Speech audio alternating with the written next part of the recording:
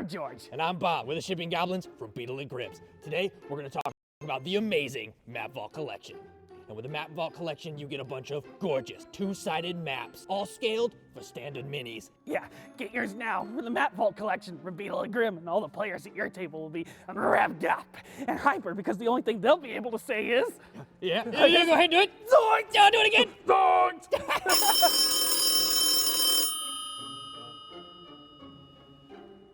Hello? Who do you think you are? Oh, I'm yes, not to be Mr. Lillard. trifled with. You're just some common. Yes, sir. You can't just go off and use my it's your voice thing. like that. I have rights. Completely. We just thought... Me? Oh, okay. I'm gonna take this right to yes, sir. Beetle. Hey, Grim. Thank you, sir. What happened? Matthew Lillard watches our show! Zoinks! Double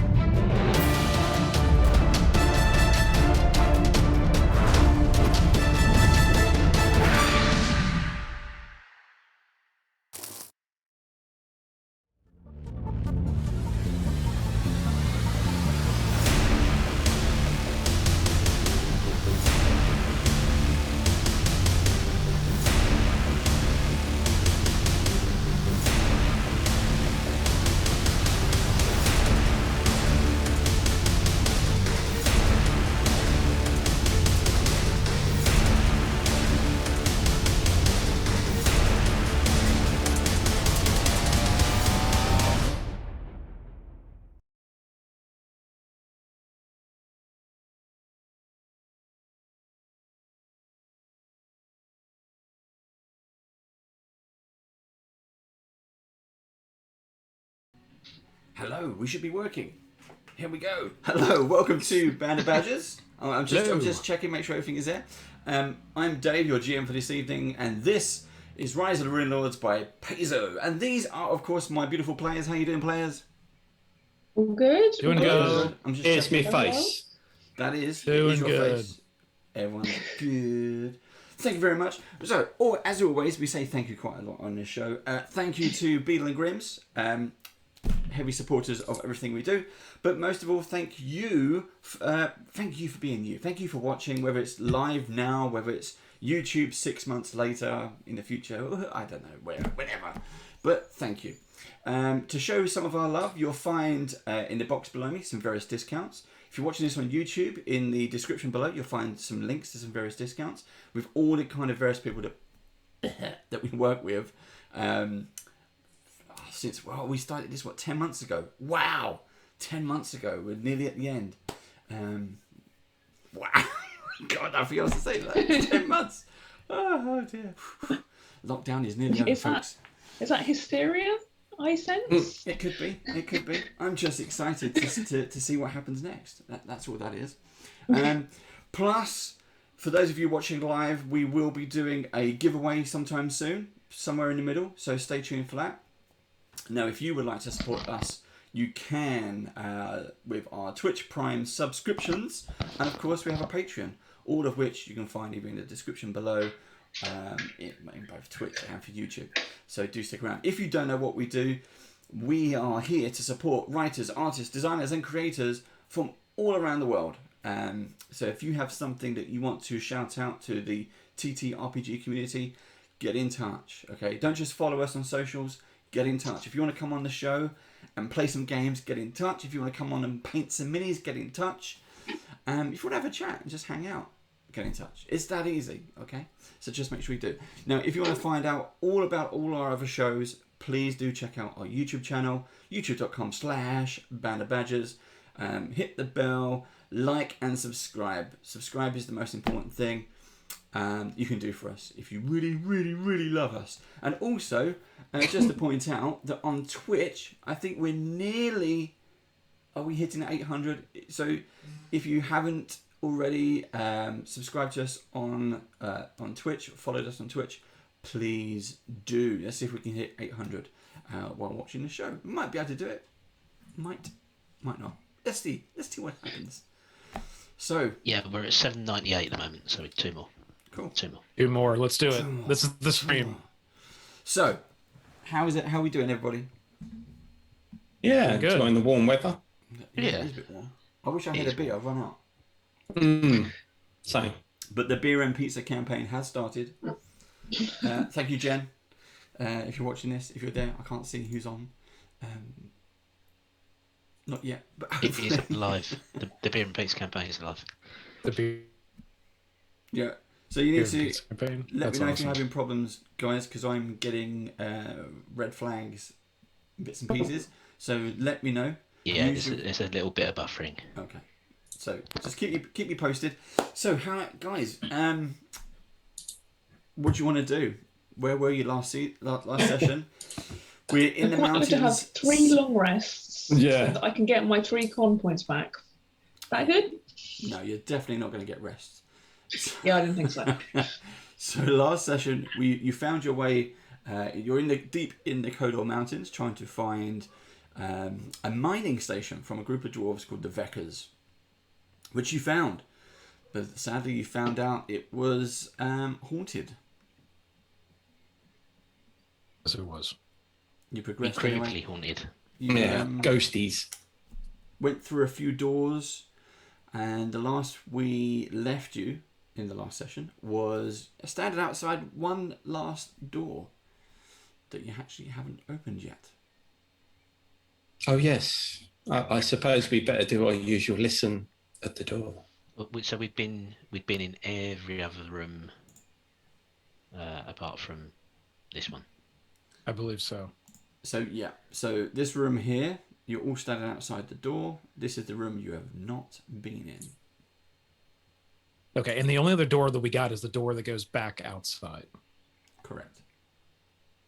Isn't there a door that goes outside that's to the Yeah. side there? That's Yeah, there the was, top wasn't there? right hand corner. Yeah. That's the one that goes outside.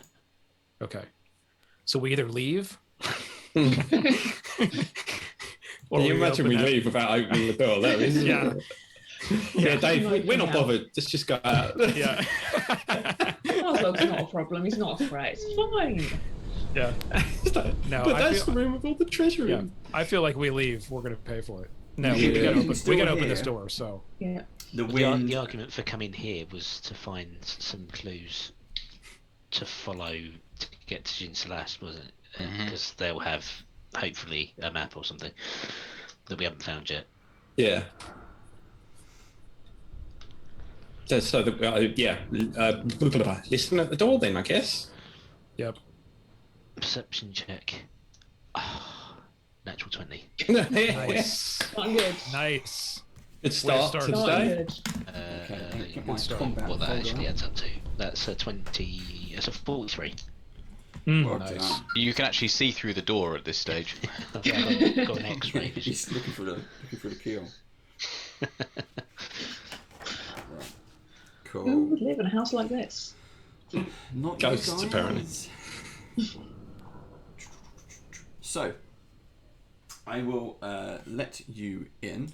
Let's switch back to here quickly. So, Elias, you listen to the door, so you're going to walk in first.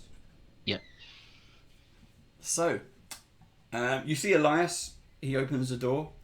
What you see is a bare, floored room.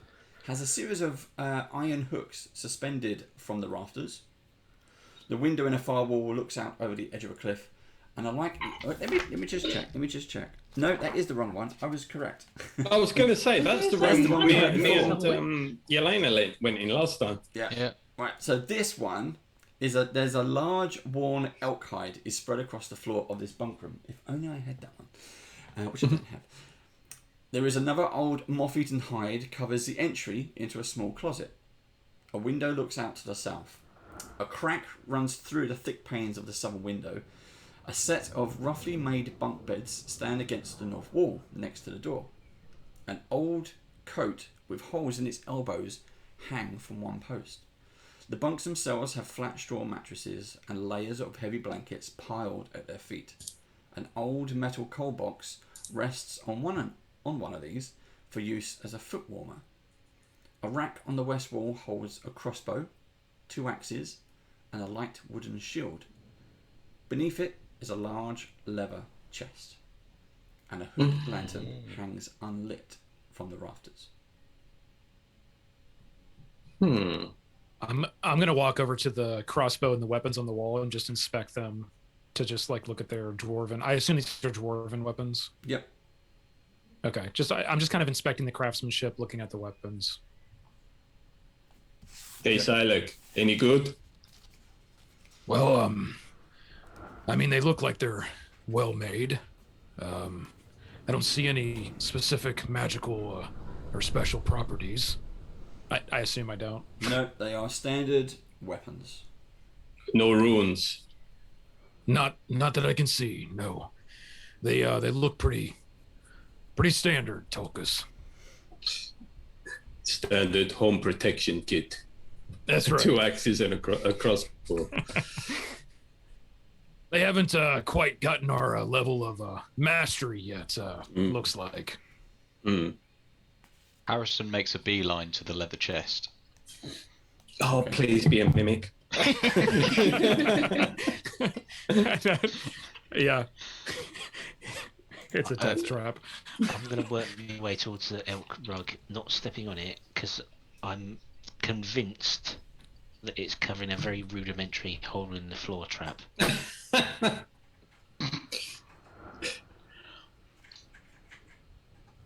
Or it's just the rug that's going to attack you. Or Yeah, it's- it might be an animated rug. Oh, we've had that, haven't we? Yeah, that was wasn't it in Foxglove Manor? Somebody got attacked by an animated rug. Can't remember now. That was a long time ago in real life. That was probably about 9 months ago, wasn't it, or something? People have had babies in the time between the episodes. Okay. That was it. No, that's not it. That's when So we Harrison, started. what was that to do?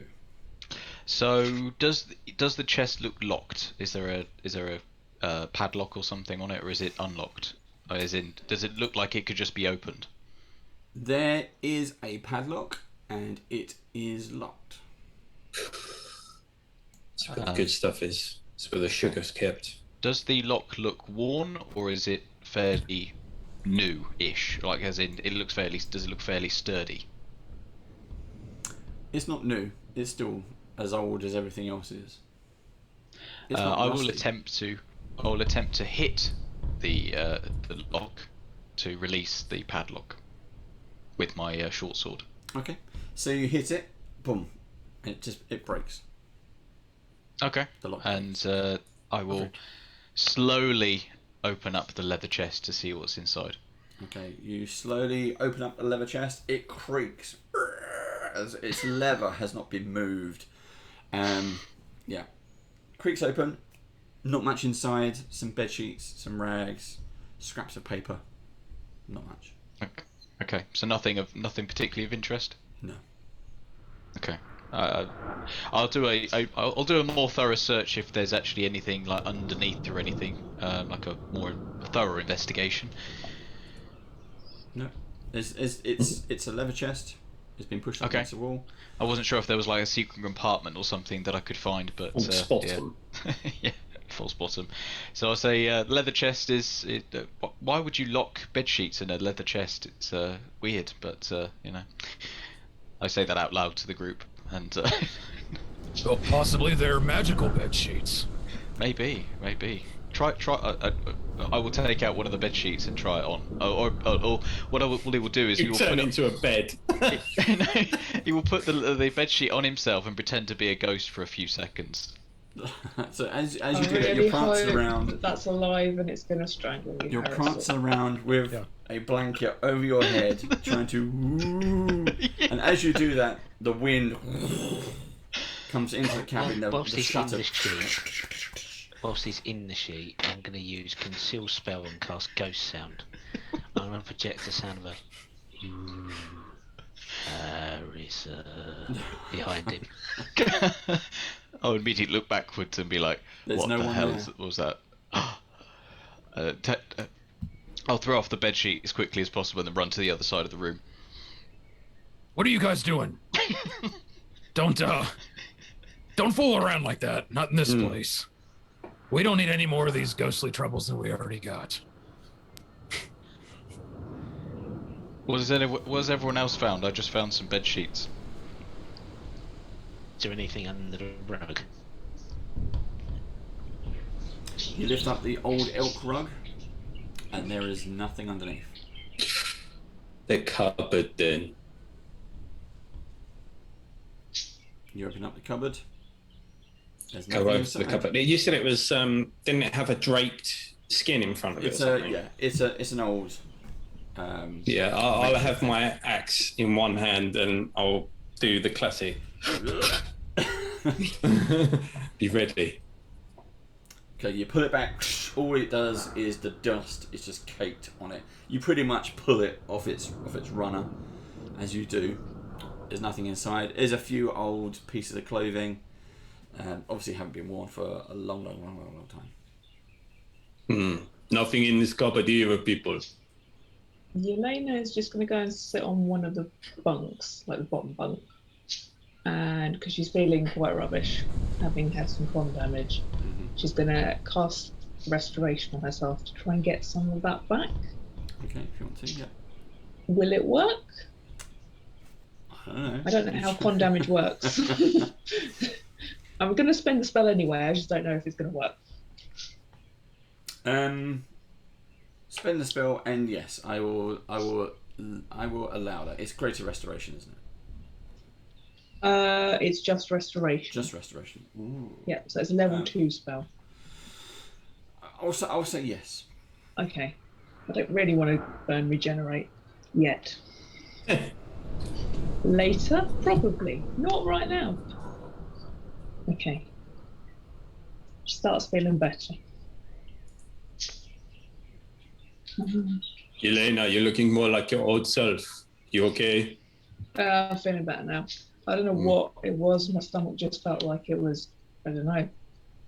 It was just pain. Good to see some colour coming back to you. Thanks. But Elias, Silik, you felt really hungry, didn't you, at one point? I did. Extremely hungry. Do you think maybe... But not so much anymore. No. Do you think maybe they were starving? Do you think maybe it's their ghosts trying to communicate how they felt in their final days? Possibly. I mean, that's... I've heard of those things happening. Trying to break the planes, come through, give us a message. That's, you might be onto something. How can we help them? It's not like they're going to be able to eat. Hang on, didn't we talk to them last week? We did, didn't we? But I can't remember their names. Silas and Karavek. Yeah, that's the one. Silas, Karavak, are you there? I shout into thin air and look like an idiot. No. Every now and then you hear the gust of wind and it's blowing through the floorboards and the wall boards and just the house in general. Some of the rooms that you've already opened, you know, that you've left the doors open, it's just kind of creaking in the wind. I feel like we're missing something, Harrison says out loud. So It does seem odd to have a chest locked and have nothing but bed sheets. I'll walk over to the chest and just, from anything from my dwarven lore, engineering lore, do I see anything awkward about this chest? No. Okay, it's just a damn chest. So there's this room, there's the 2 cupboards, and then there's a room at the front, which was sort of an open plan area. We've been in both cupboard type rooms. What was the one on that left hand side? Was that the one that we went into last time with the chains hanging from the ceiling? No, that was a big area. Wasn't it? Oh no, it was one of the rooms, wasn't it? I think because it was behind a door. That was the one where Yelena started to feel a bit weird, wasn't it? Mm-hmm. Yeah, I saw what I thought was myself. Yeah, the bones with your gear on. Yeah. So Maybe that's. for those of you who are looking at the map, Yes. that was the room that Elena went in. Yeah. That was the kind of main room, the welcome room, the front door, if you like. This was a front porch, side door. This was a storage cupboard. This is where you came up from the stairs below. That's a dead end there. And this is the bedroom. Right. Yep. So that storage cupboard on the left, which is in front of the room that Yelena went in. Okay, so that's only 10 feet versus the room behind it, which is 20 feet. So I'm going to pace that out as a lie. So I'm going to pace out the cupboard and take measurements, and then I'm going to pace out the room behind it, and I'm going to realise that there is space behind that cupboard. There, yeah.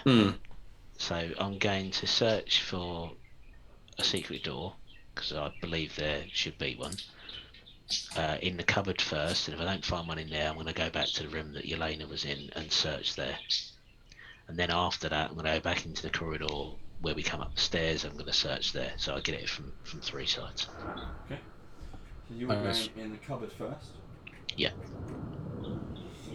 Okay. Perception? Yes, please. 28 in total. Okay. Nothing untoward. You don't find any secret keyholes, latches, or anything? Okay, I'll go to the room that Yelena was in. I'll search for secret doors in that room. Roll perception. What does everyone else want to do? Look at what Elias is doing. Yeah, I'm intrigued. Just sort of follow him around with that look on your face, like, what? I'm going to do my standard mattress check. For money. 33 this time. That's fine. You find nothing untoward. This is a room with a big, huge pile of bones. Maybe Michelle, don't look at the bones. Okay, I'm going to finish off by going to the corridor and searching there as well. That's only a 25 in total.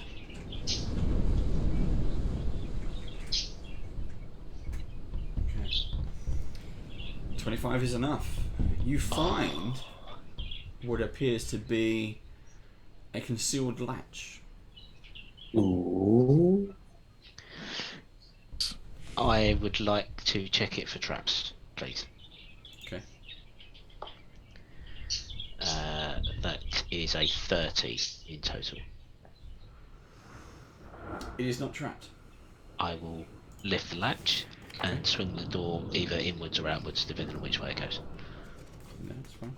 That's all good. Gull wing doors. Okay. So inside, you realise that basically this secret door is reinforced. So it's wooden panelled on the outside that you've been doing. That latch, as you've done it, is metal. And as you undo it, you set your traps, you do everything else, you slide it along just a little bit, enough for, say, a small dwarf to squeeze through. You can easily squeeze through. And on the back of it is several inches of steel door. Wow. Looking around the room, the whole room is a safe. It's all metal inside. Like a panic room. And also to stop spells from penetrating. Maybe. So they're inside are 7 large burlap sacks sit against the northern wall of this small room, while to the west sits a small desk and a chair. A leather-bound ledger lies on top of the desk. I think that's what we've been looking for. Mm. I'll slip into detect magic using magic sense. Yep. Do a quick sweep of the room. Does anything ping as magical, either in the sacks or on the desk? No. Okay. I shall point Tolkus and Selec. Probably need to take care of those sacks if you want to have a look at what's in them. Sorry, it's Tolkus and Harrison that's with me. Tolkien Harrison, if you want to check out those sacks, please, I will just take a seat here and thumb through this ledger and see if I can find out where it is we're supposed to be going. Okay, you pulled a Do chair you want out. us to take them out into the main room, Gilas? Well, stay here if you don't mind. I don't want that door swinging closed. Harrison, if you want to stand in the doorway. Just in case. Yeah. I'll do that thing in the lift where you're like trying to keep the doors open. That's it, just stand with your foot on it. He's pretending as well. It's closing! Okay, so you pulled a chair out from the desk. You see that there is a single candle on the desk as well. There's lots of dust covering this whole thing. Some of it glitters. Very glittery dust. And there is this leather bound... dust. It's glittery. Someone's been doing crafts in here. So it's covered in dust. You've got this leather-bound journal. It's a couple of inches thick. You thumb open the leather tab, and it cracks open the leather as you kind of pan it wide and start reading through. It is some kind of ledger and journal. It marks down the various gold and ore properties that have been found by the Vecker brothers. And various notes. Some of the notes are actually on the construction of this building itself. So you find that this is a strong room where, as from downstairs, the ore was purified or separated. Then the gold was brought upstairs. It was then sacked and then held in this safe room. So this is basically a strong room. So Tolkien and Harrison, you find through these various sacks, 5 of the 7. These are also burlap sacks, so they're quite easy to cut open or pull apart. 5 of the sacks are stuffed with gold dust and are worth 1,000 gold pieces each. There's 5 of the 7 with this dust. The last 2 sacks are full of gold nuggets. And they are worth 2,500 gold pieces each. Wow. Sorry, Fam wanted me there. What did we find? Gold nuggets. Yeah. So 2 out of the 7 are gold nuggets, and 5 out of the 7 are gold dust, and the nuggets are 2,000 each, and the gold dust is 1,000 each. You basically found, each. yeah, you found 2.5, sorry. 10,000 gold pieces worth of gold. Nice. Unfortunately, none of that is ours. Nobody try eating it either. That point. gold there is a result of the Vecker's work. Now their name, if you talk to Celiac, has been besmirched by the fact that they never returned and paid their investors. That gold represents all of their hard work, and for whatever reason they didn't return. Wasn't any fault of their own. They didn't disappear into the sunset and steal the gold. If we were to arrange this to be returned to their investors or investors' family, then that could clear the Vecker's name. Yeah, I agree. Each sack weighs around 40 pounds. And we might as well leave it here because it's 40 pounds that we don't have to carry. Yes, if we make it back alive, we could tell them where it is. We'll sort it out later. Bigger problems. Was there anything interesting in the journal, Elias? Well, lots of information about those sacks. I'll see if I can rustle up something about Ch06 and where they found the gold.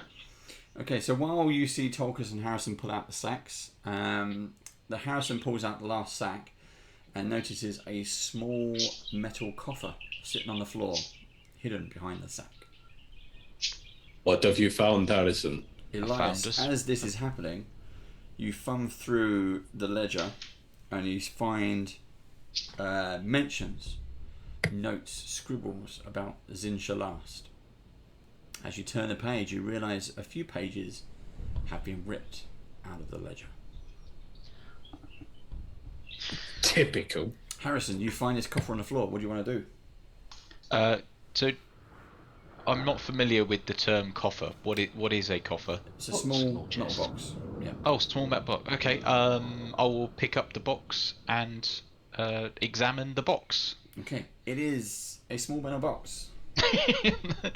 So Very does nondescript. anything move inside it as I move it around? Oh, it or- rattles if you A want to very shake it. delicate potion that you're in the process of smashing. Yeah. Yes. It starts leaking. Oil of It's burning. coming out the box. I will release the clasp of the coffer. Yep. Release there the is one. clasp! And open it slowly. Okay, inside you find 14 uncut gems. They are worth 50 gold pieces. They're all rough cuts. They're obviously found in with all the ore that they've been working on. Sweet, I found some uncut gems, guys. Love it. I love it when you open things. Yelena, as this is going on, and Yeah. you hear the commotion, they kept the side door open. You're kind of in the corridor. You can see what's kind of going on. You start to hear that storm that you heard that seems to be going outside. It seems to be kind of picking up a little bit. Okay. Did it start picking up as soon as they went in the room? Pretty much, yeah. Okay. Uh-oh. I'm going to lean in and go, guys, it's going to sound weird, but I don't think the weather likes that you're in there. Storm's picked up almost as soon as you went in. I think we need to prepare for something. Okay. Is Bear around, and what is his reaction to all this? Bear's in with they're still searching the bedroom. I'm doing the old mattress check. I mean, did I find anything under the mattresses? No, Mattress not this time. Ah, It's very bouncy. yeah. This- Well, I was this- hoping it would offset our chest. Can I go and look out one of the windows and see if I can see anything? Just the nearest window. The nearest window is probably back inside the main room. Okay. Yeah. What could possibly go wrong? I'll go in there. So, as you get The to the worst top of that the can corridor, happen. Yeah. across the way from you, where the window is, Yeah. you start to see Oh no. a weird kind of. It's almost like a storm has appeared indoors. It's like most of the middle of the floor has disappeared, and circling around are these bubbling clouds, and you see flashes and streaks of lightning as it all kind of circles around, and it just kind of grows and grows and grows, and all around you you hear bum bum bum bum bum as the walls start to kind of shake with everything. Who am I talking to? You then Silas? start to see a shape appearing Okay. out of the storm, and you see something. It's like it's trying to kind of tear into this reality. You see arms being pulled and ripped and then being shot back. You see a face trying to be pulled back, and it's getting it's all taut and bony as it tries to force its way through, all elongated and stretchy, and you hear all these kind of screams and cracks and moans. The storm continues to rage in the room as it does so. Oh, this is fine. Guys, help. Yeah, There's a storm in the living room. I Bound assume we into all there. hear this, right? Cane it into there. There's things trying to come out. So Tulkas runs in. Silent. Yep, you we'll do. run in. Yeah, head in. I'll run in with Bear. Boom. Yeah. Bear's blocking the way. There we go. Boom, boom, boom. Do we see the same thing that you just described? Yep, you can all see it as well. Can we make out whether the thing that's trying to get out is possibly a dwarf? Yeah. Everyone can now see this figure starting to make their way through, and it is a big, basically, kind of like a big head starts to appear. And what you see is a dwarven head in a ghostly form appears without any eyes. He's got the beard, he's got the two ponytails kind of coming down with the two metal gold clasps, bald head, but no eyes. You hear the voice starting to say, the mouth doesn't move as such, but you hear the voice say, "You You are alive. You do not hunger. But that is what I sense in your blood. Greed. You seek the city of greed. Be warned. You should abandon your quest, lest you end up like me. Cold. Dead. Eaten. But I suspect you cannot be swayed. Know that I know the way to Ch06.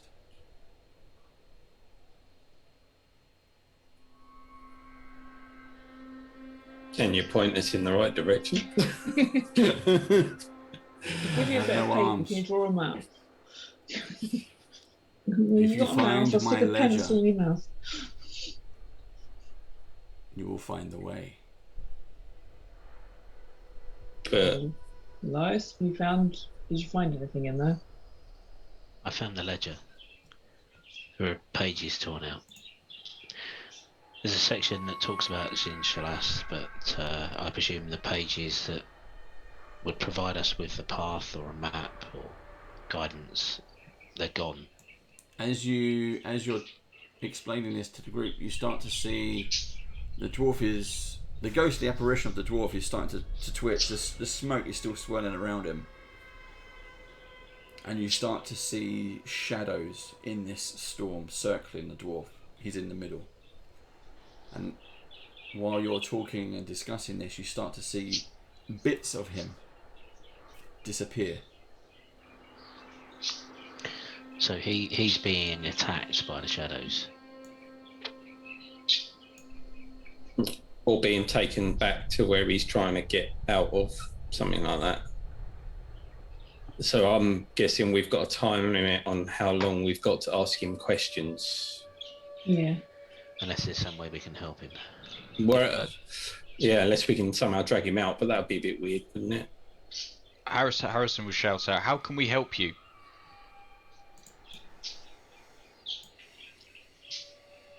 Bring me the bones of my brother. Well, we've only found one pile of bones in this place. Do we think it's the pile that Elena thought was her? No, he died on a ledge in the mountains, just a mile's walk north from this cabin. I can feel his soul out there, still hungry, still insane. If we bring you his bones, will you tell us where the missing pages of the ledger is that lead the way? Bring me his bones to me so that I might reconcile with him. Once he is at rest, I will show you the way so that I might rest as well. And as he says that last piece, the final bits of him start to disappear, and he is consumed by the shadow, and the storm in the room slowly starts to fade.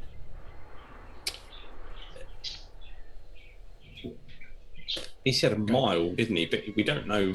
I'm hoping that there's like one path out of this door and it's a mile down the path.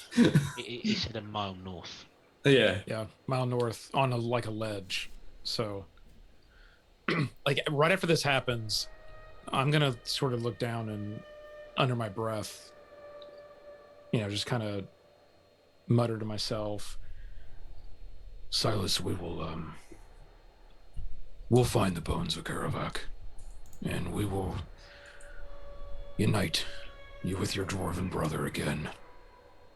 As I know, dwarves keep their word, and something kept both of you from keeping yours. We'll make this right." As you say that, the final piece of the storm in the center of the room dissipates, and all you see left behind is a coin on the floor.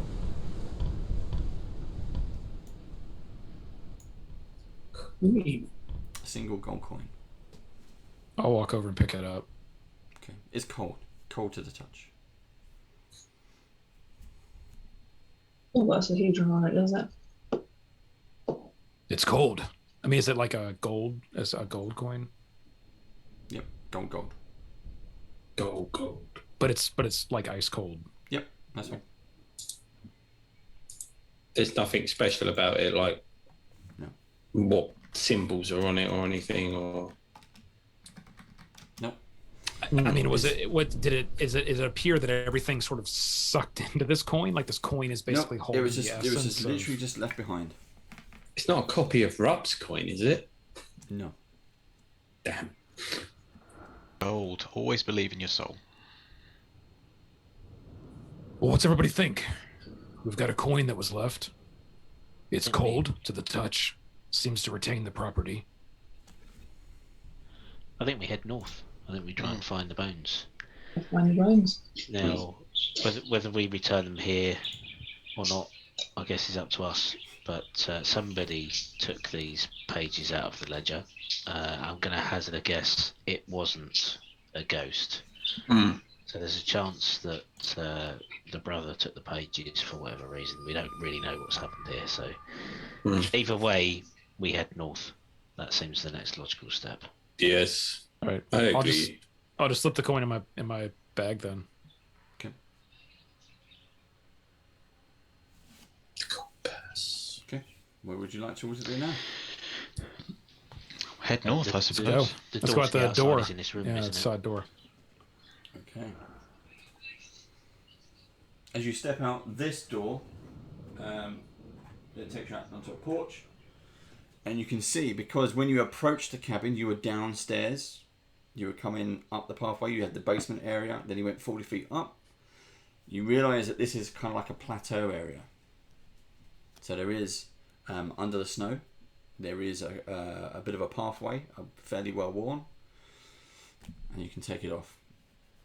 The storm outside is slowly kind of, the blizzard is starting to die down, but it's still a blizzard. I shall slip on the snowshoes that I picked up from the downstairs part of the house and attempt to trudge my way across the snowdrifts. Yep. It takes you a minute or so to kind of awkwardly put them on, but they work. Yes, we'll stumble on behind. Yeah, guess who's going first then? Somebody who can tell which way is north, hopefully. Yeah. I can do that. I can cast no direction. It's a cantrip.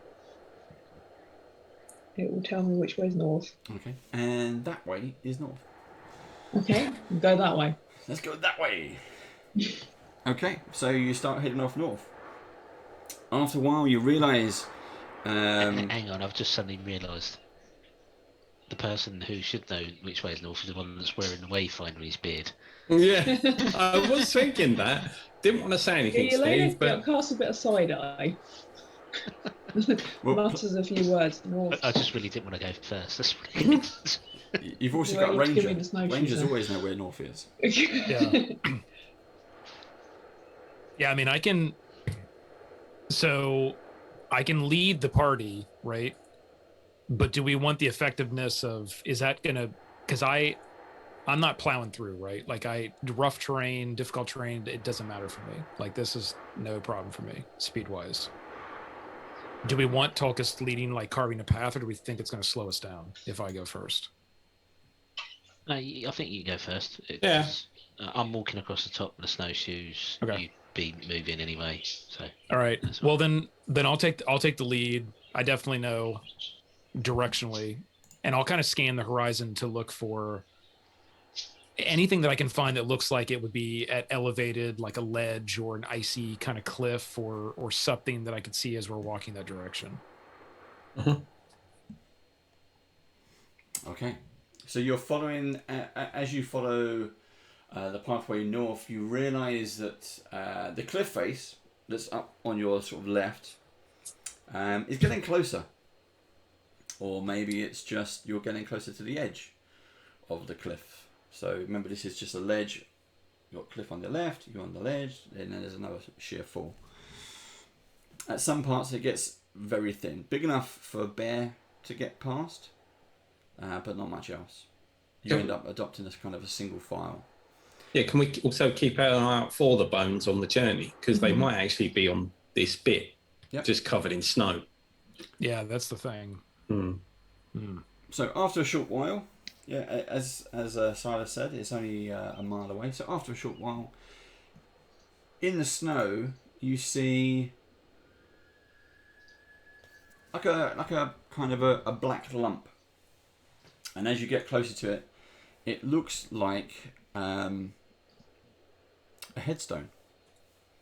And then looking through again, the blizzard is starting to die down quite a lot now. The wind is still there, but there's less snow in the air. And then maybe 10, 12 foot from that, you see another headstone. Just past that, you see 2 headstones, almost side by side. And then as you scan the distance ahead of you, you see headstone after headstone after headstone. Do they have anything inscribed on them? Yep, if you want to go up to the first one, Yes, please. there is a name. It is a dwarven name. Okay. I think I can read Dwarvish. Or no, we I can't. could ask the Or we could ask dwarf. Dwarf, yeah. Dwarvish. That's Yeah. So, Elias, or I guess, are you yelling out to Silik to? Yes, I am. Okay, so I'll approach and start to look at the headstones. Okay. So the as you approach the headstones, that's the back. So the names are written on the other side. Okay, the reverse side of you. It is a single name. It was a first name, and it's a dwarven name. What name do you see? Karavac. Okay. He sees the name Karavac. Well, it looks like this headstone indicates that the brother is buried here. It says Karavac. Have we walked a mile yet then? I assume it has been a mile then. No, you've nearly walked a full mile. You're getting, closer to Just the location. Silek, just out of interest, what does the next headstone say? Well, let's see. And I'll walk to the next one. Okay. What? You tell me. What do you read?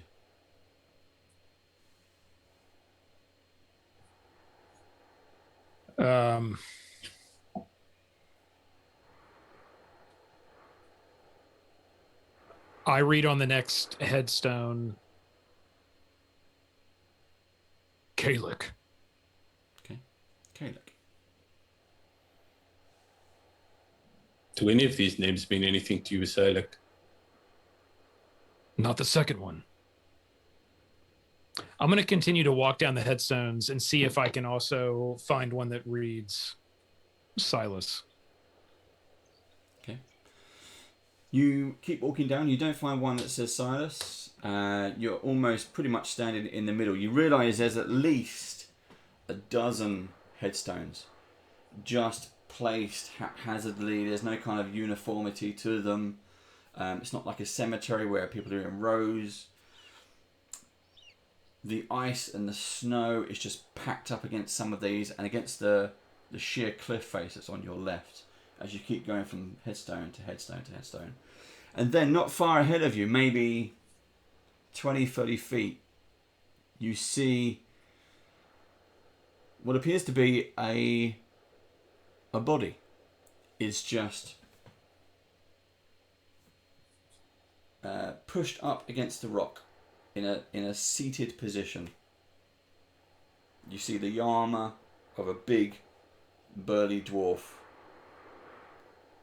but he is a complete skeleton. That's what we're looking for. there any way to identify him? Check his wallet. Check his teeth. I head over to the skeleton. Okay, so just trying to work out where everyone's kind of ambling around these headstones. Yeah, I'll go with Elias. Elias is going up to the body. Tolkien's going up to the body. Everyone else is still looking around at the headstones. I'm going to hang back a little bit just in case anything comes up. Yelena's standing back. I'm going to mingle around with Yelena and. Told you, Silent, Harrison, I we're think. not a throuple. Okay. How many times? So, Silas, Yelena, Harrison, and Bear, you're hanging back. Tolkien and Elias, you're up front, looking at the skeleton. Okay. Give me a second. It's never a good sign when a new map needs to come out. You're all dead. Are you standing on any gravestones? They are now your graves. They actually had all our names on. Yeah, imagine if when Dave asked you, you just said, "Oh, is Psylocke there?" and he said yes.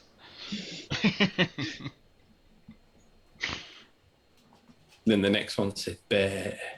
Yeah. Oh, cool. Oh. It's a clear face. Nice.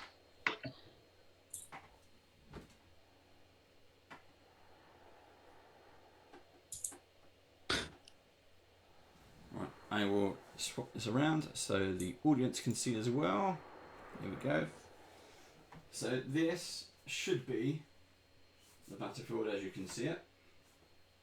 Let's try and get that in. Can you see that okay? I'll zoom Yeah. out a little Yep. bit more because... There we go. So, what we have, Elias, you went up to the bones. Yep. The pillars are headstones because I don't have headstone minis. So there we go. Yelena, you are at the back.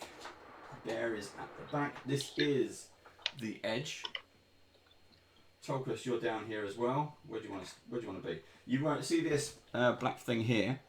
You realise that is an old fire pit. So shall I put you there next to it? Yeah, I guess so. Okay, Harrison, you're over here. Do you want to go in? Is that okay for everybody?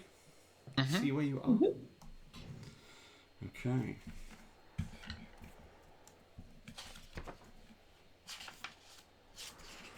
Right.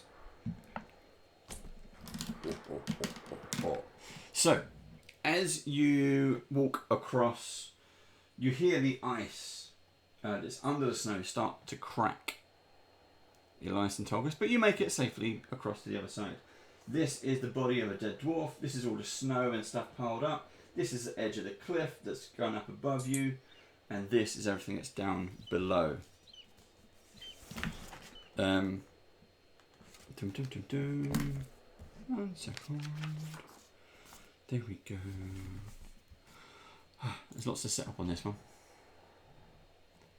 So, you were quite right. This is Karavek's body, which is lying near a long dead fire pit by the ledge.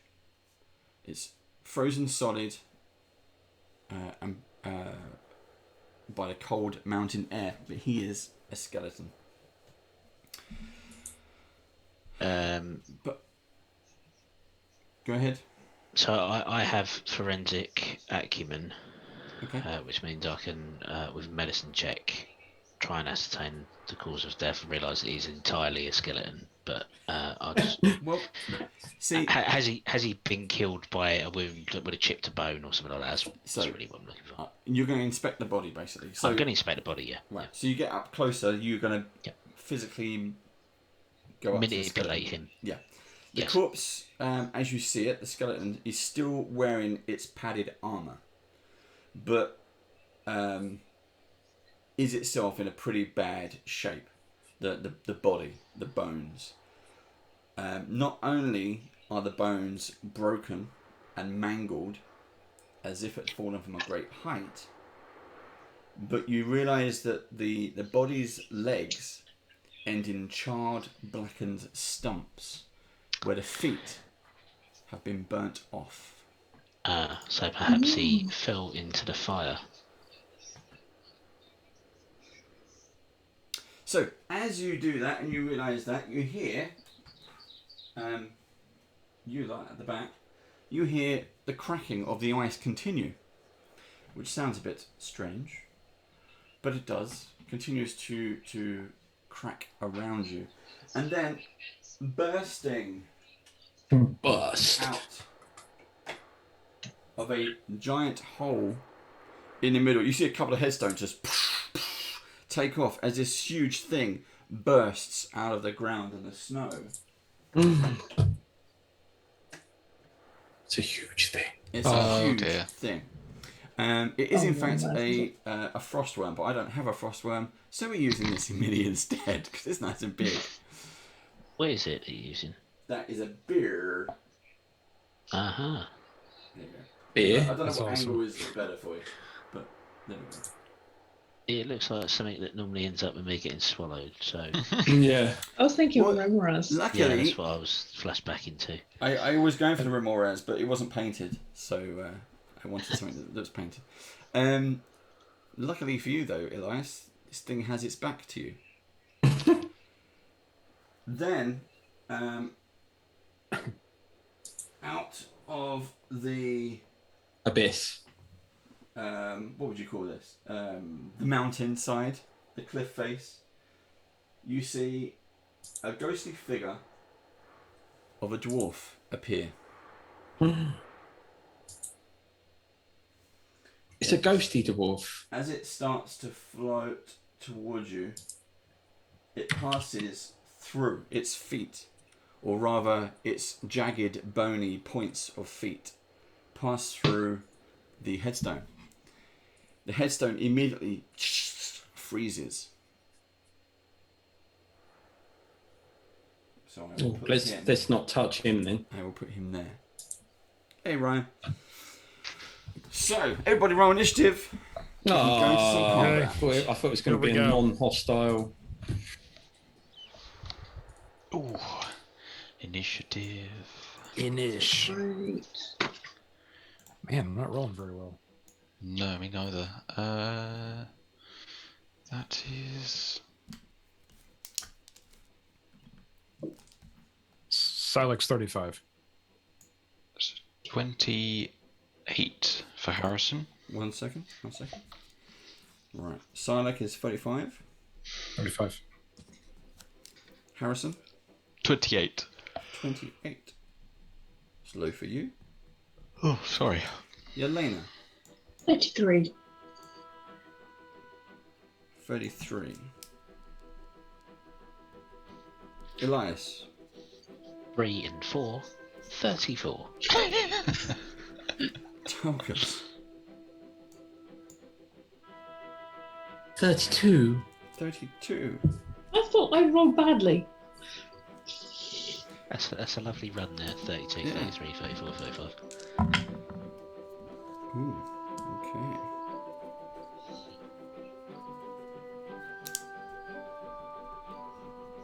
To the fire.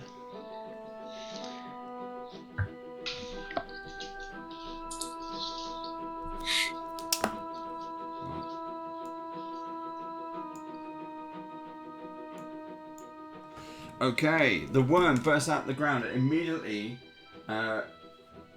rears back, and this huge cone of I was going to say cone weapon, a huge breath weapon. 99 explodes. shoots out of his mouth. Yeah, you see all this ice and cold air to shoot out of it, and it hits all of you who are going to fail your reflex save.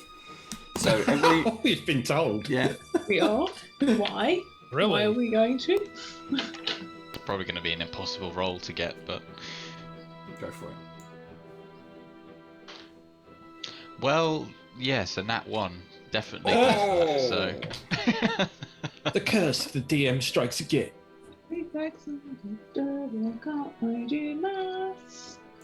got a 44. Nice roll. Cool. So 44 passes. Boom. That And a does success is a critical success, if that makes a difference for me. Does 37 plus? Hold on. Right, a 37 passes. Yeah. Harrison, what did you get? And what did Bear get, Silik? Oh, sorry. I didn't roll for Bear. Harrison, what did you get? So 27 with the nat 1. With the nat 1. Okay. So I've got to add all this. Hang on a second. Where's my calculator? 36 for Bear. 36 passes. Okay, so everyone passes. You will manage to dodge out of the way, which is great, but you're still going to take half damage. Sadly, Harrison is going to... Please. Right, is... Oh my god. Oh, wow. 1, 2, 3, 4, 5...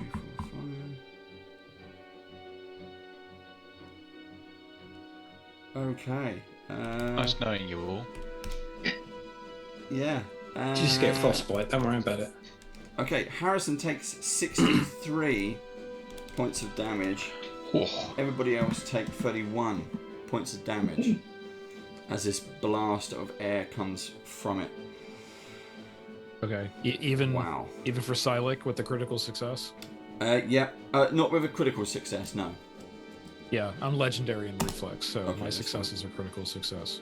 The Karavek floats towards you, and you see him as he passes through the headstone. The headstone immediately turns to ice.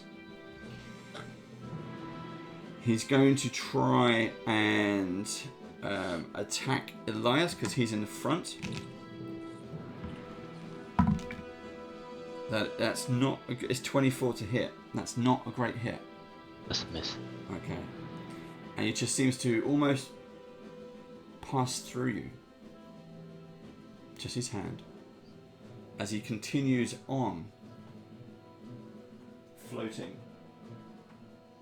Okay. Is he moving towards the creature by any He chance? is moving towards Tolkus. Tolkus is standing next to the fire. So, Silik, then Elias, please. Silik, you're up first. Okay. How the frost worm that's in front of us, is it coming out of like a lake? Is there water under it, or is it just the ground? No, it's just the ground. It's literally just exploded out of the ground. Okay, and it looks like it's 10 feet away from us. Yep. Okay, so that's good. Okay, here's the trick. So action 1, I'm going to activate Hunt Prey. Go for it. On the beast. And the second thing that I'm going to do is I'm going to lightning snare for an action, a bleeding spine snare. Yeah. Like right out in front of me. I can only put it 5 feet out in front of me. I can't get it all the way to the thing. Yeah. And so, I'm essentially trying to keep it from getting any closer to us. Like it would have to potentially go through it to get to us. So I'll throw that out for second action.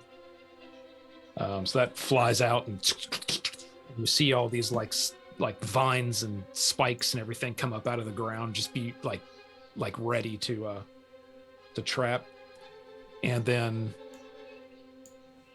the third action, I'm going to provide. Who's back there with me? Is that Harrison? You got Harrison and Yelena. Yeah, I'm with you. Okay. Elena's probably going to go at range. Let's take that first. So I'm going to turn to Elena, and you just see Silik basically look at her and like I'll just hold my hand out, and you just hear him say like, "Sense the prey," and I'm going to give Elena Warden's Boon for an action. And Nice. Elena, until the end of your next turn, you have the same abilities that I would have with Hunt Prey and my Hunter's Edge. Ooh. So essentially, if you hit it Mhm. upon your first hit within that round, you'll get 2d8 extra damage and your range second increment doesn't matter here. But you're saying your range wouldn't make a difference. Okay. And that works with spell attacks as well as normal attacks. That's right. Yep. Cool. Doesn't matter. You get 2d8 extra on the precision in your attack until just until the end of your next turn, though. Okay. Then it's gone. I'll take it. And that's everything that I would do. I am, yeah. That's all I can do. I was gonna say I move, but that's an action here, so I'm done. Cool. Elias followed by Elena. Okay, I'm going to use my Gloves of Storing to manifest my credit staff of fire in my hand. It's going to it appears, and I'm going to cast Fireball from the staff rather than cast it as my spell. Fireball. Fireball. And I want to position it so it's above the creature's head because it appears to be a lot taller than Elena. Yeah. So I'm going to do it high enough that it gets to the top of its head and avoids all of us. So it's a basic reflex saving throw, please. Ooh, okay.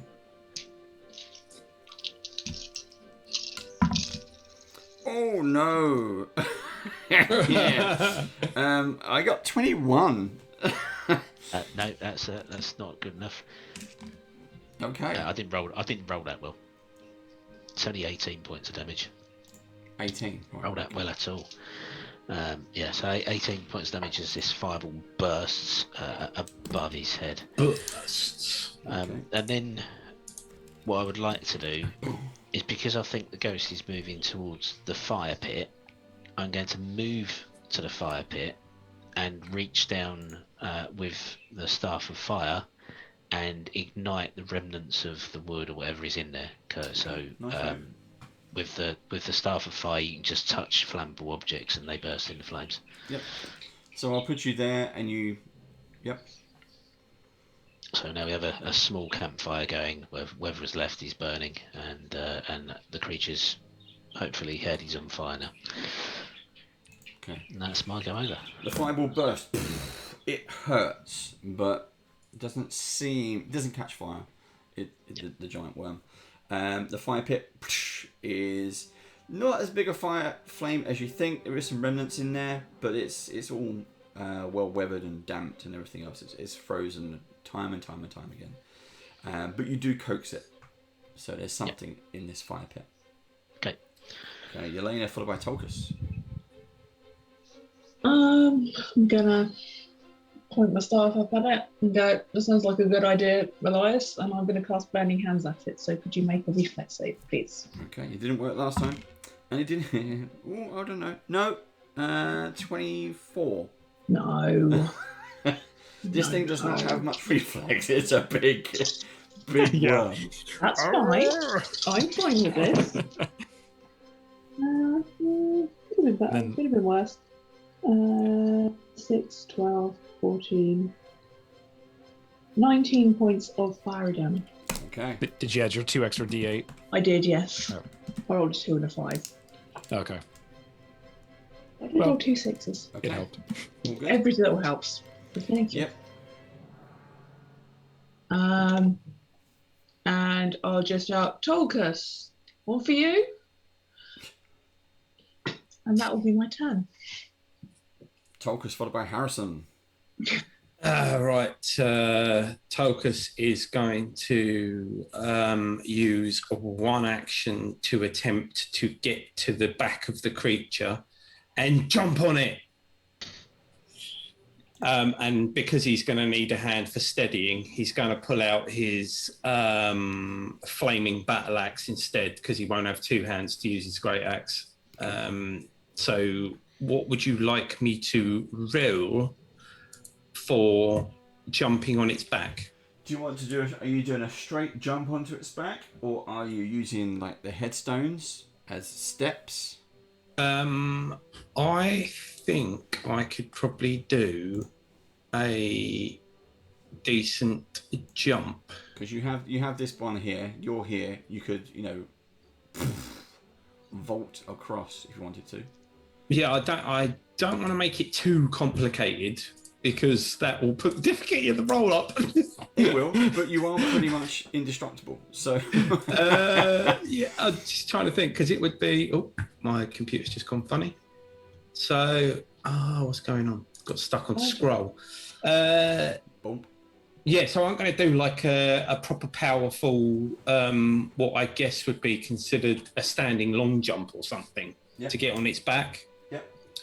So I'm guessing that's going to be an athletics to actually do a powerful jump rather than a spinny Harrison style one. Yeah.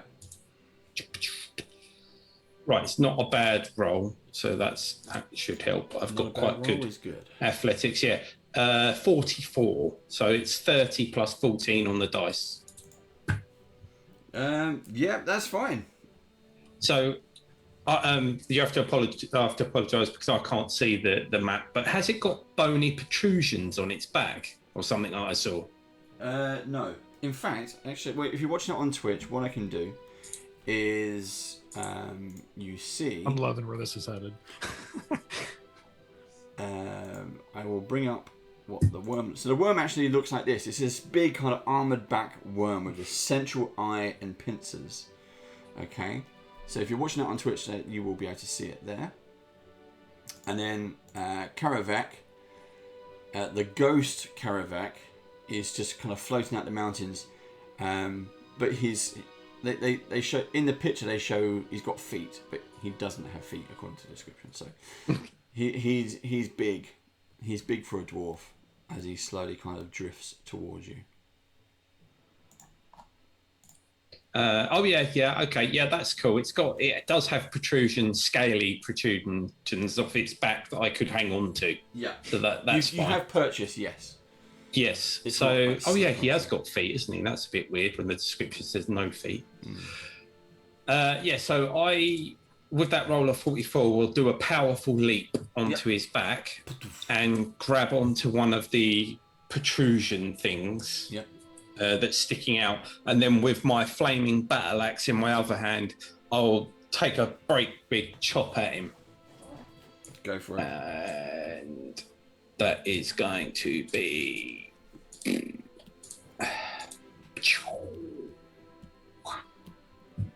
it's even 10 on the dice, so that hits an armor class of 40. Yep, that hits. And I've got to look up the dice for this one. Right, so it's doesn't do quite as much damage as my great axe, but it's not too bad.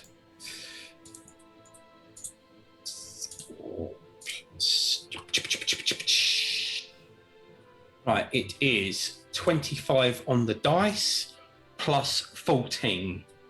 Ooh. Okay, 39. Yep. Cool. Right, and let me just double check something. And what axe is this, sorry?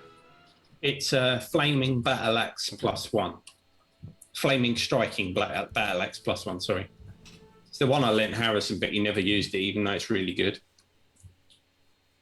Yeah, it seemed you as you smack down into the worm, the flaming axe, it finds purchase, you do damage, and it just sizzles away.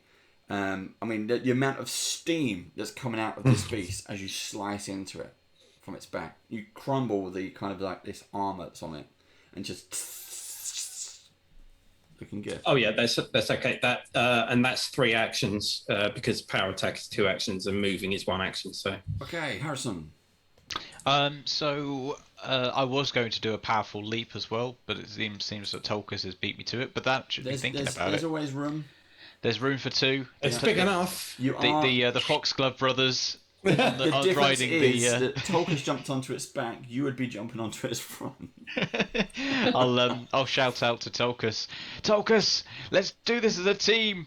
And Harrison will just attempt to powerful leap up using his grappling hook to kind of like hook himself up as he's powerful leaping. Yep, go for it. Oh, that's awesome. If you roll it, you can have it. So athletics or acrobatics? I think athletics. Yeah, if it's a powerful jump, it has to be athletics. I'm interested to see where he ends up. Okay, so in the mouth. I'm going for in the mouth. So it's a 19 plus 26. Oh, Nice. So a 45 in Harrison total. sees Tulkas land onto the back of the worm and sink his axe in. Tulkas, Harrison pushes back his cloak, gets his grappling hook, fires. It goes round the head of the worm, and he pulls the button. He shoots out, whizzing around this giant worm. Landing. Spider glove, spider glove. Landing on the head of this worm, literally riding it like a cowboy and a raging bull. Welcome to the party, brother. And so with that, so the powerful leap is I think just a single action, I believe. So, well, leap is a single action, and I will use my double slice to attack it, which I think, yeah, is unless of course the getting of the grappling hook and the leap is technically 2 actions, but I'll let you decide on whether I get 2 actions or 1. I'll let you have the 2. Go for it. Okay, so double slice. So I'll roll 2 d20s. So 1 is 40 to hit. 40 hits, yeah. And the other one is obviously 28 plus 14. So I think that probably hits as well, 42. So, okie dokie. Question: is it if it's if I'm on its head, is it considered flat-footed because I'm on top of it, or not? No, you're not exactly standing on top of its head. You're kind of on the back of its neck. Right. Okay. So you've still got hold of your grappling hook because that is now your reins. Yeah. And with the other hand, you attack it. Yeehaw! Yeah. Yeehaw, cowboy. Okay. Your cloak billowing out behind you as well.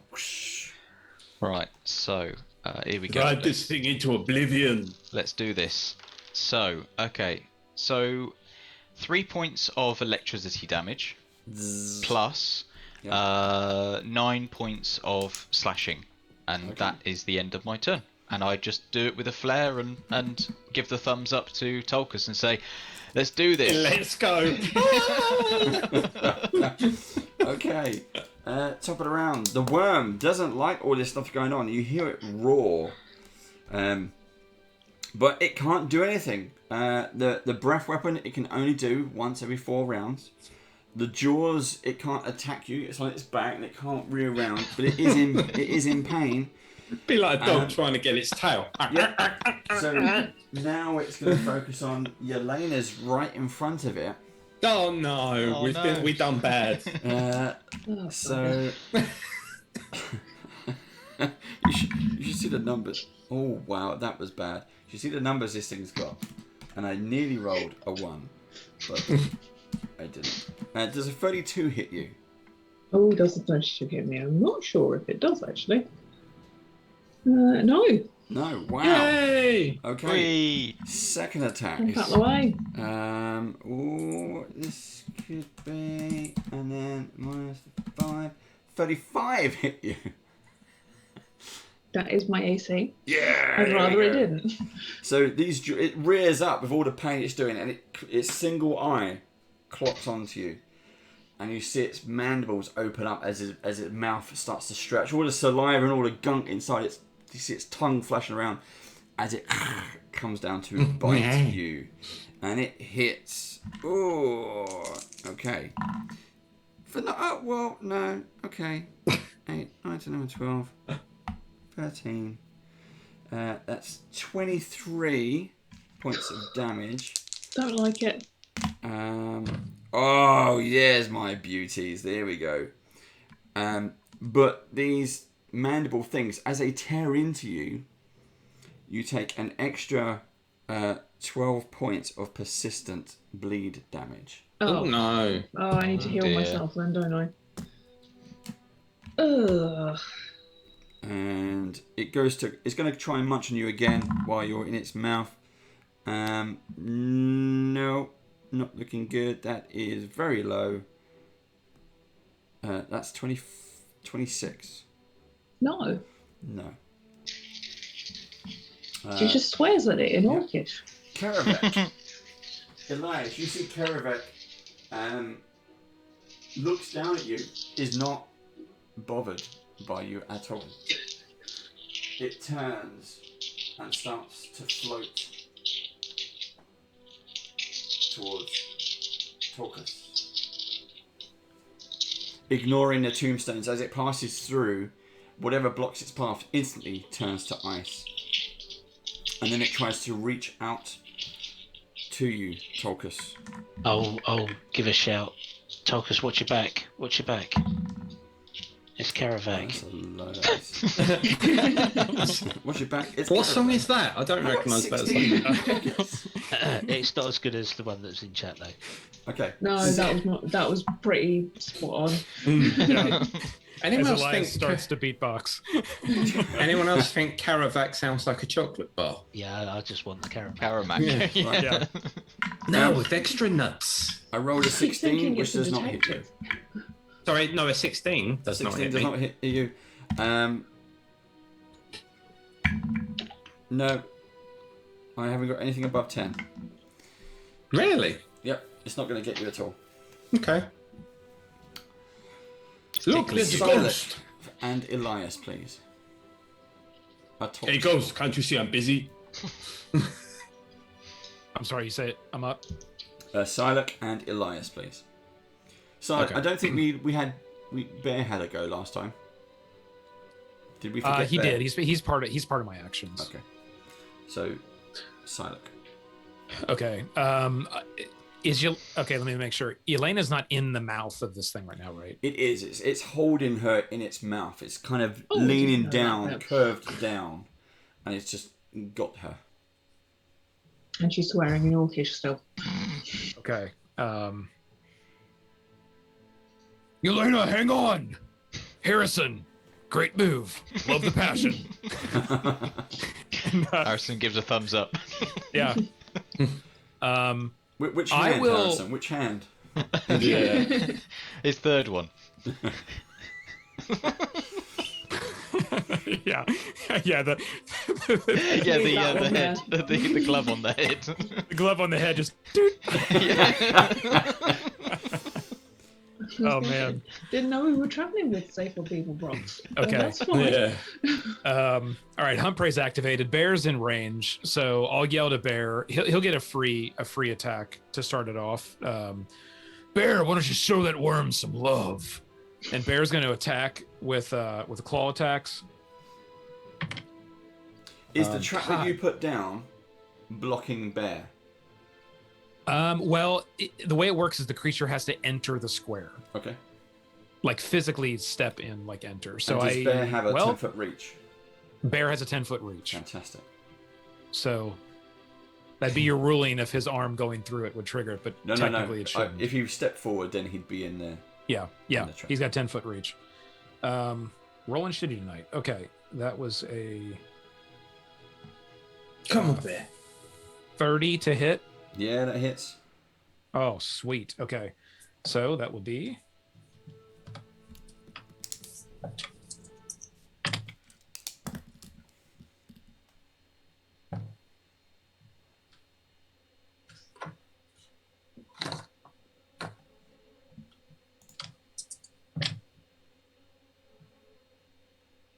Got to add up those dice. 17 points of slashing damage from Bear on that hit. Nice.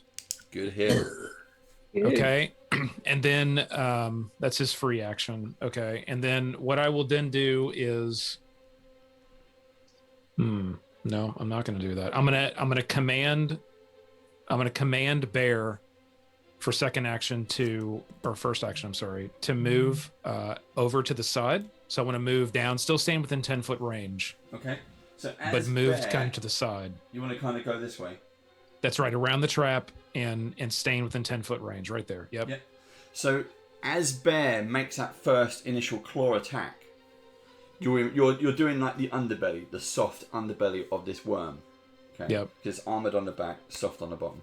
Slices through, no problem. But freezing blood shoots out of the claw attacks straight no. onto Bear. This is reminding me of the Remoraz, but It is. cold instead of acidy or whatever it was. Yeah. Can Bear make a reflex saving throw, please? Yep, let's do that. Come on, Bear. Come on, Bear. I'm switching up my die because that one's just that one's going to jail for the night. All right. And here we go. Okay.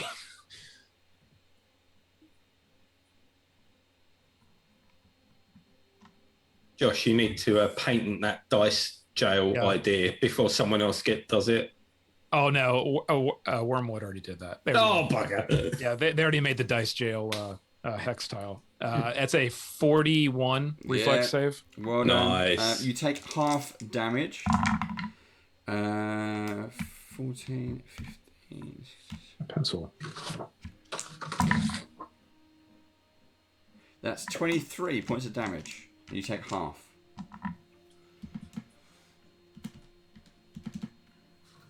So just call it 11. 11. Yep. 11 points of damage. And then as Bear takes that damage, he then starts to circle around. Okay. So for his second action, within that single action, he will take another claw attack at 10 feet away, and this would be a ruling as well. That first attack was a free action, so does this second attack still get the negative modifier? If it is a free action, no. So you're perfectly fine. Okay. So I'll take... Okay, not good. It's 25 to hit. 25 is a miss. Yep. Okay, so that's a miss, and then... what I will do is I've got two more standard actions. So I'm gonna run around near Bear as well. I'm gonna kind of curve around to the side there. Yep. And I'm gonna stay a little bit further away. So I wanna position myself maybe 10 more feet back. About here. Yep. Right. Bear in mind and then this line here. Oh, okay. Yeah, I want to be at least 10 feet from the edge of the cliff. That you are on the edge of the cliff there. Yeah, move me up one then. Yeah, definitely. I don't want to be right on the edge. That's fine. Yeah. Okay, and then I will take a shot with my crossbow. Yep. That's going to be a...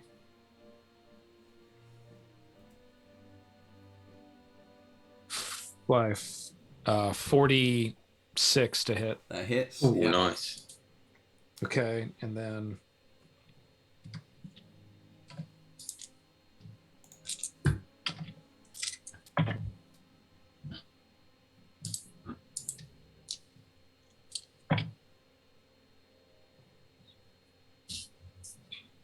Okay.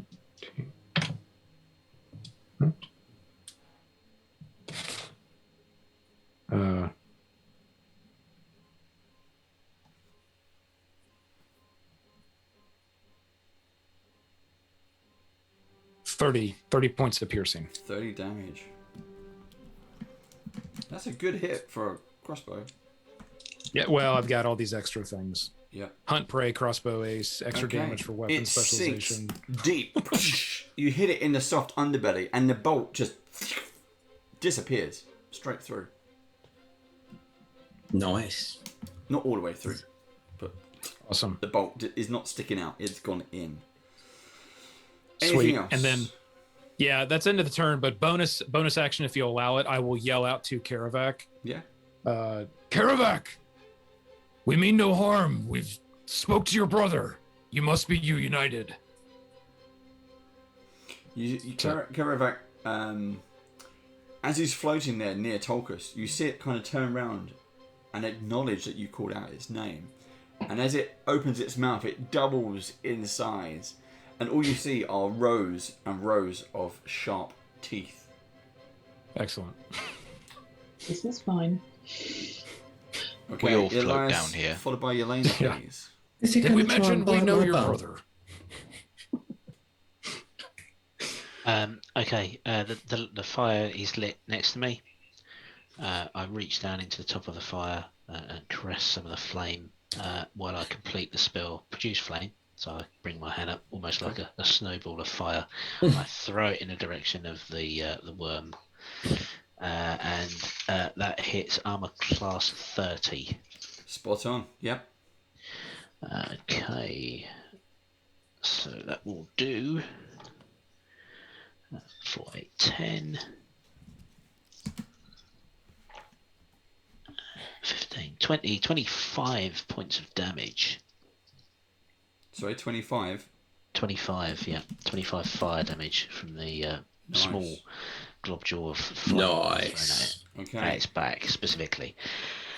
You see, I would as then- it hits, you see the burn marks start to appear across its kind of shelled armor, and the whole thing is like the last of its tail seems to plop out of the hole it's made. The whole thing now is this huge worm, a frost worm, basically.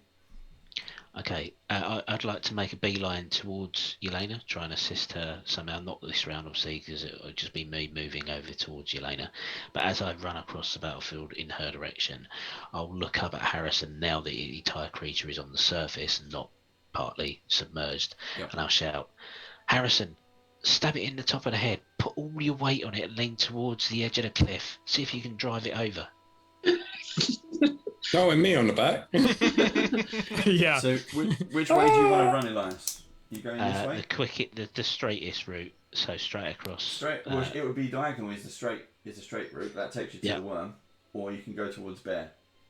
I just want to get to Yelena, so I want to go straight line towards Yelena, and I realise that she's currently like trapped in its jaws or something, but I want to try and get to her and help her out. Okay, so let's say 5, 10, 15, 20, 25. It's going to take you behind Tolkus there. If you can even see you there. You're tiny. Let me get Vorpal walled up. There we go. Yeah, just barely, but I just want to get over to her as quickly as possible. Okay, so that's your 30 foot. And then you're blocked. Okay. Okay, so am I blocked going that way then? Would I be better going around the front? You would have had a clear route if you went past bear, but you are at the edge of the cliff. You can take the longer way round, which is round the back, and see if there's a way. But the worm is pretty much filling up the centre area. Okay, alright. Seeing as I've just told Harrison to steer the worm creature towards the edge, running in that direction isn't smart, so I won't do that. I'll stick with the way you've sent me. Thank you. Right, yeah, you are there. There we go. There he is, little blue guy. That's my go. Okay. Blue guy. Yelena. She will pause from swearing in Orcish as she's trapped in the jaws of this thing. She's going, let me go, smack it with her staff, and can you make a fortitude save, please? Okay. 15. What was it? 15. Yes, you turn into a penguin. I cast Spell Polymorph. Wow. I don't have a clutch. WizKids, when you watch this, I need a penguin mini. Okay. And then Tolkus and Harrison crush it. I was going to say, that's... How many actions was that? It'll probably die just from me hitting it. Is that three? That's, is it 3 or is it 2? It's 2. Should be 2. Awesome. Yeah. It's 2. Awesome. Right, how close am I to the edge of the cliff? 5, 10, 15, 20, 25 to the edge. Can I make it my final action to pick the penguin up, run to the edge of the cliff? Yeah, I thought you might try and drop kick it, but yeah. I was going to say kick it. Yeah. No, I don't want to fuck this up. I don't want like England penalties. I want to be sure. Just watch my trap. Watch my trap. Yeah, I will go around the trap because I saw you put it up. Sounds like fuck off. Up. Right, 1 second. I'm not sure what this does to a druid, but fuck off. We have a frozen David. He's Dave's actually been infected by the coldness. Can you An elated David in the camera. Well, it wasn't a bad move. You lost David. This move is clutch. I think the stream has dropped. Or no, come back. We're back. Can you still hear me and see me? We can hear you, but you're frozen. We can see your face, your happy, jolly face. Yeah. It's frozen in a good way, don't worry. You seem very pleased that I ruined your creature. No, that was fine. I wasn't expecting that at all. I mean, you got this giant frost worm, and yeah, you basically you're back. You did it. Yeah. Well, let's face it. She did turn it into your favourite chocolate biscuit. Yeah, that's right. Only meant to do that. Totally forgot about that. Is a penguin. As she throws it over the edge, Tokus goes, "But we didn't read the joke." Harrison's the joke. Yeah.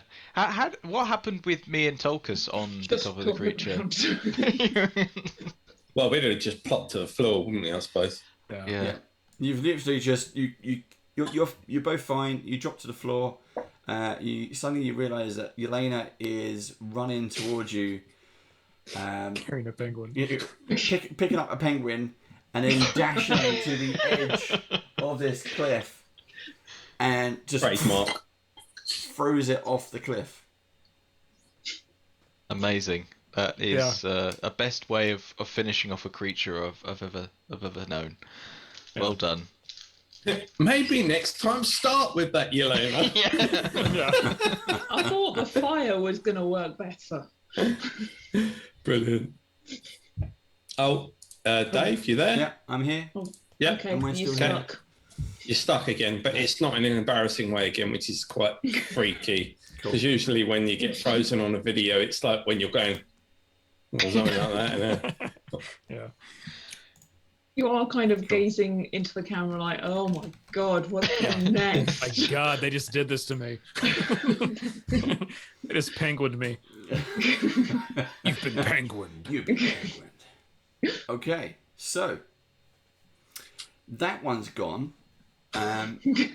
You've dealt with that issue, but you still have a floating dwarf ghost. In your immediate vicinity. So that was Yelena's go. Tolkus, your go, and then Harrison. Tokus says, "Piss off, ghost!" And as it looks on you, you see that again the mouth opens up, and you just see row and row and row of teeth in this huge mouth. What the bloody hell do you want? I'm going to take a swipe at it with my axe then. Get away from me, you goddamn ghost.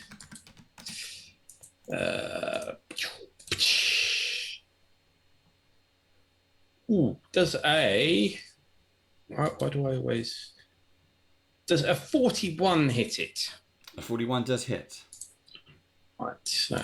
And that is going to do...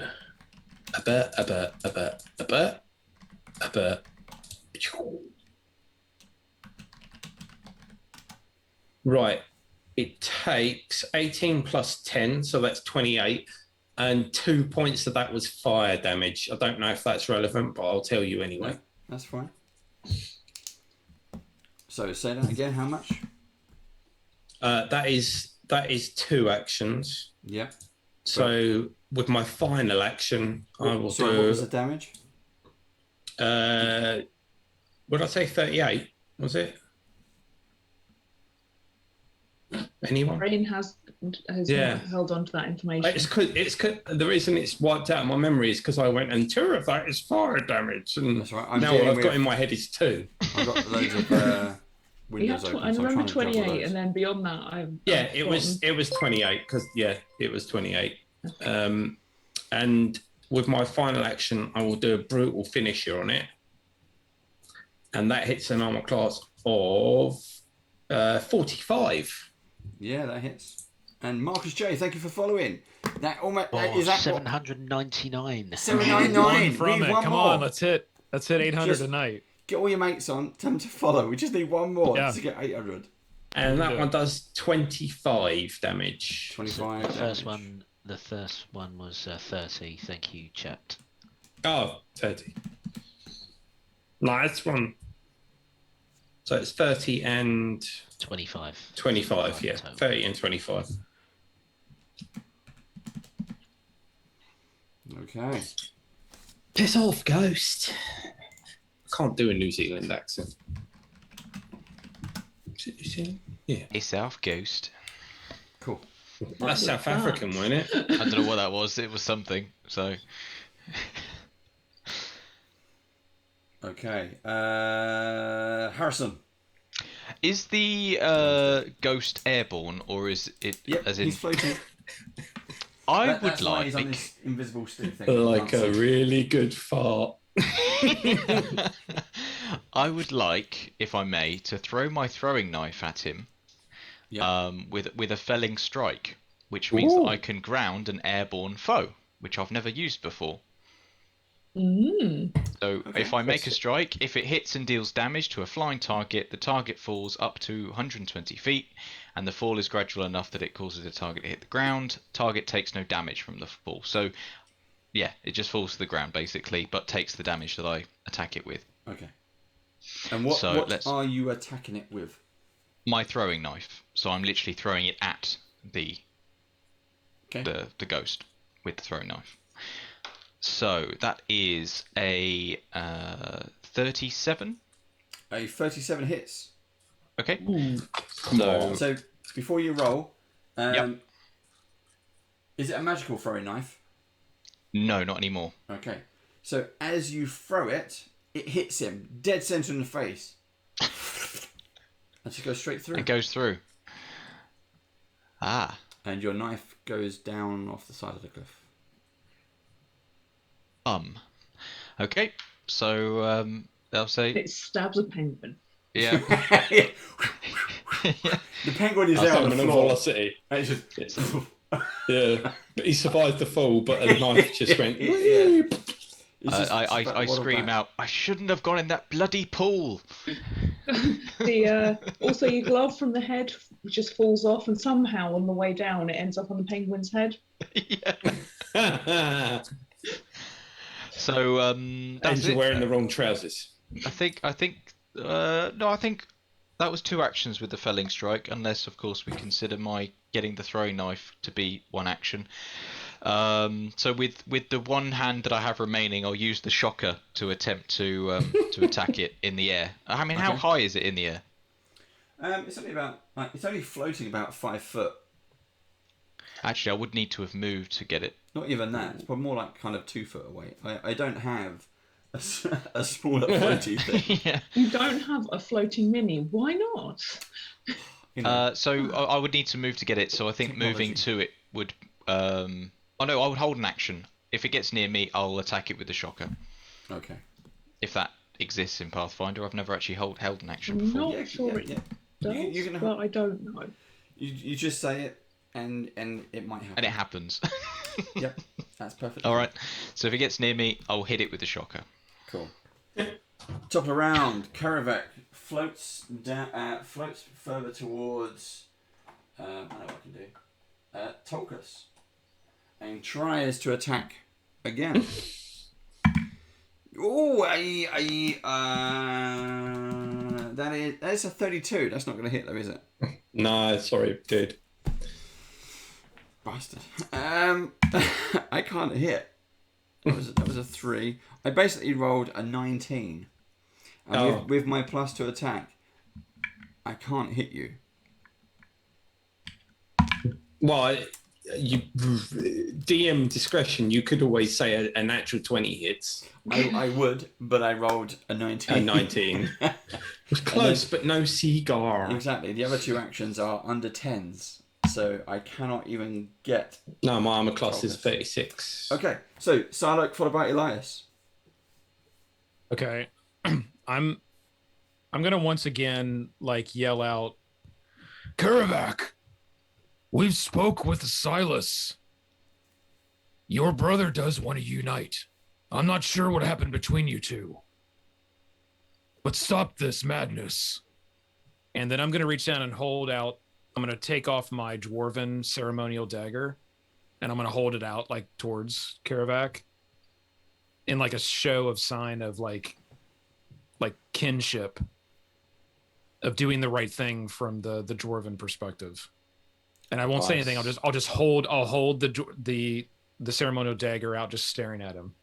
So when you call out his name, he turns to look at you as you say your piece, and again, as you hold out the dagger, he does kind of recognize the symbolism of that, and almost like a vampire, he's like starts to repel from it, but it's not from a supernatural physical pain. There is something else. It's more of an emotional pain as he starts to kind of back off a little bit. But that's all. That's his only. Then he kind of focuses back onto Tolkus. The jaw. Why's he got such a hard on for me? And we haven't been able to do any physical damage to him yet, right? I have. Yeah. Tolkus has. Okay. All right. I will choose not to do any physical damage to Karavak yet. I will just continue to hold out the ceremonial dagger, and I want to circle. I'll just use my actions for me and Bear to circle back around the other way. Okay. Back towards behind Harrison. Yep. Obviously missing my trap because it's still there. Yep. And I'll just continue to hold out my ceremonial dagger at Karavak, just continue to look at him. And I'll keep saying Silas. And that's it. It's my turn. Okay. Elias, Yelena.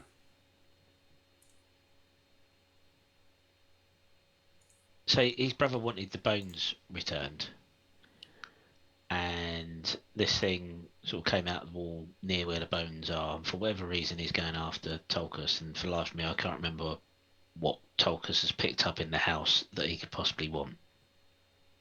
But the bones seem to be key, because they both talked about hunger, and what happened to me and Sarlek in that room was we felt this intense hunger. And I don't particularly trust the brother either. So I'm going to drag the bones into the fire I've lit. Okay, so you're going to run back over here? Yeah. Your flaming pit is still on fire, yes? Yeah, so I'm gonna just drag the bones into the fire. Yeah. That's probably 2 actions, which means I haven't got enough actions to do anything spell wise. But next round I'm gonna dump a burning hands, or I'll shout. I know that Yelena's got burning hands. I'll shout, Yelena, come and help me destroy these bones. I think there's some curse on the pair of them. I don't trust the ghost in the house, and I don't trust this ghost either. And whatever he's after Tolkus for, we just need to end it. I think if we destroy their bodies, then the haunts will leave. Actually, can I make an occultism check or something? See if I've got any recall knowledge on the haunts at all. That's 33 in total. It's not so much the haunts, but pretty much of the hauntings and the ghost stories relate to sanctifying bones. So you are along the right track. Okay. So you drag the bones into the flame, and as you do so, the armor starts to flare. The bones, you just start kind of dump the whole piece of armor on it, because it's kind of holding the bones together anyway. The bones start to burn, or the flames start to change from reds and oranges to blues as the bones go in, and the floating Karavak fades away. Ooh. Mm. What the hell did I pick up? I don't remember picking anything up in the house. And the bones. I've got the coin. You got the coin, haven't you? Yeah. I mean, unless... No, I didn't even take... I was going to say unless I took one of the gold nuggets, but I don't remember actually saying I took one of the gold nuggets.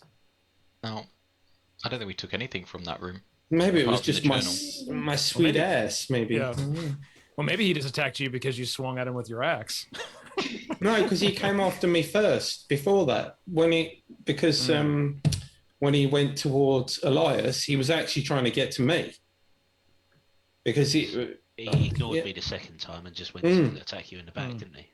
Yeah, and then when I was on the back of the thing, the worm, he came over to me. So I hadn't even tried to attack him at all. So, yeah, that's weird. Okay. Very strange. So he's disappeared. Now, I will pump burning hands onto the bones to basically turn them to ash. We can take back the ashes. We can take back the ashes. Yeah. So the some of the bones are still intact. So you charred the bones, but you see that they're I mean, they have to be quite an intense fire to. Yeah. When it gets to the point where we can bag them up or something, and it doesn't feel like we've done enough to get rid of whatever was haunting it. Yeah. You also notice that the storm is starting to build up again. Dear. We need to get back. Should we get these back to the house quickly? Yeah. Yep, let's move. We thruple time it back to the house. Yep. Not just survival guide us back. As the storm starts to roll in, you're halfway back to the hut, to the house, the cabin in the mountains. When the blizzard really starts picking up, it's kind of pushing you forward though. It's like swafts and swifts of all this kind of wind is pushing you around. The snow is going everywhere. Snow is coming in sideways. It's so bad. And every now and then you hear kind of like howls off into the distance. The different noises. Is it through the wind? Is it like creatures? Is it wolves? Is it just the stones of the mountainside just playing tricks on your mind? You eventually get back to the hut. Who's going in first? And who's got the bones? I would assume we put them in the cold storage bag. That's normally where the body parts go. Okay. I was leading, so I'll walk in. Me and Bear will walk in first. Okay, so you go into the main kind of front room area, if you like, where the mini storm where you saw Silas. And we're going to have a quick break there, and we'll pick up as soon as we can. So pee break, snack break, drink break. Go get yourselves a beer, and we'll be back in 2 minutes. 2 minutes. 2 minutes. Starters orders. Not off for a poo, so you're in 2. Exactly. Yeah. Go drop some luggage. Right. See you in a bit. Bye bye. See you in a bit. Bye-bye.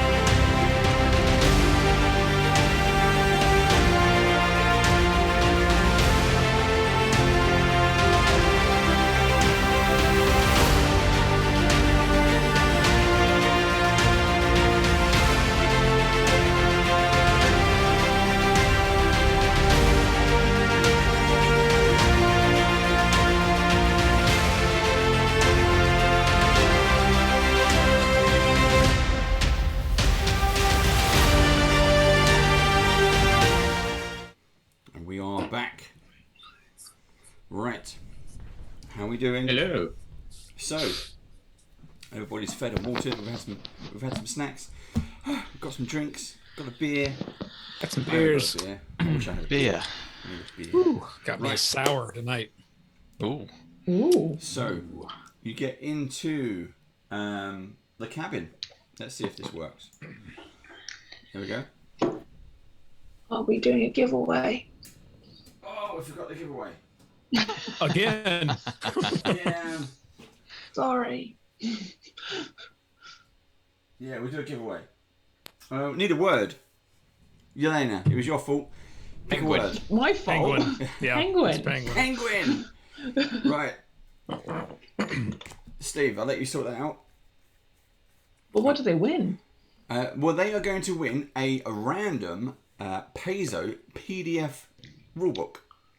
Ooh. So Nice. it could even be Starfinder. Who knows? But it might be something brand new. It might be the core rulebook, which alone is very expensive for either Yep. Pathfinder or Starfinder. You're looking at 50 to 60 quid.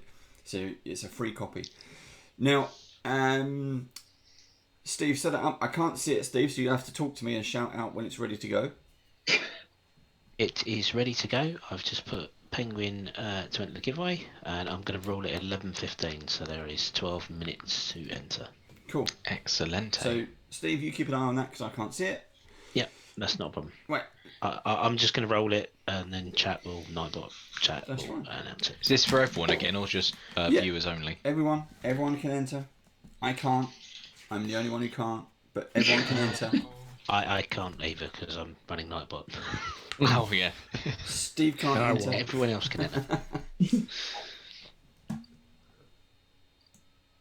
Don't forget to subscribe, because we need those subscribers, don't we? That's right, we do. 799. I know. We had 800 yet, or we one away still? We're one away. 799. One away. Right. Let me just so, create a fake account quickly and. as Who's you it gonna be? enter the cabin. Okay. What do you want to do? You're in the main room. You Yeah. start to hear those kind of similar noises as the howls on the outside. The wind starts to rattle the boards of the cabin. Yeah, I would say at this point, Silas is. I'm sorry, Silik.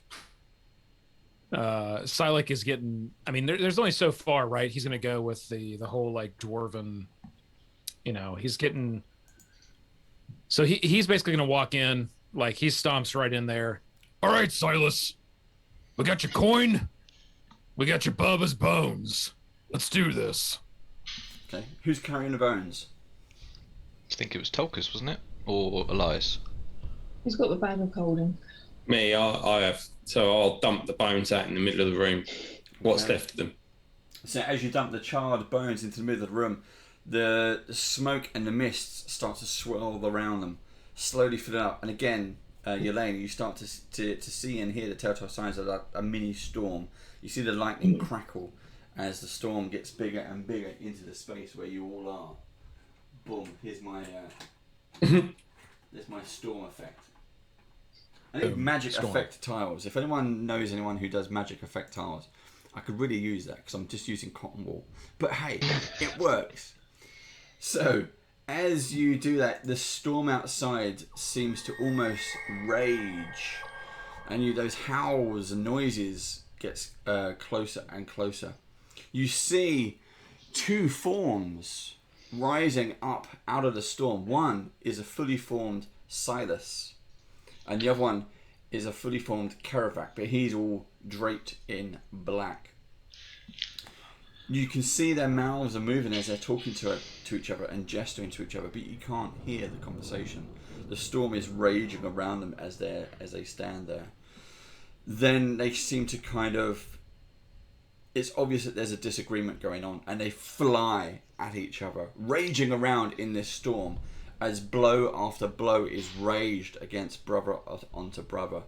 They seem to almost be taking... One of them, Karavac, is taking bites out of Silas while they're doing this in their spectral forms. Can everyone roll a perception check for me, please? That I can.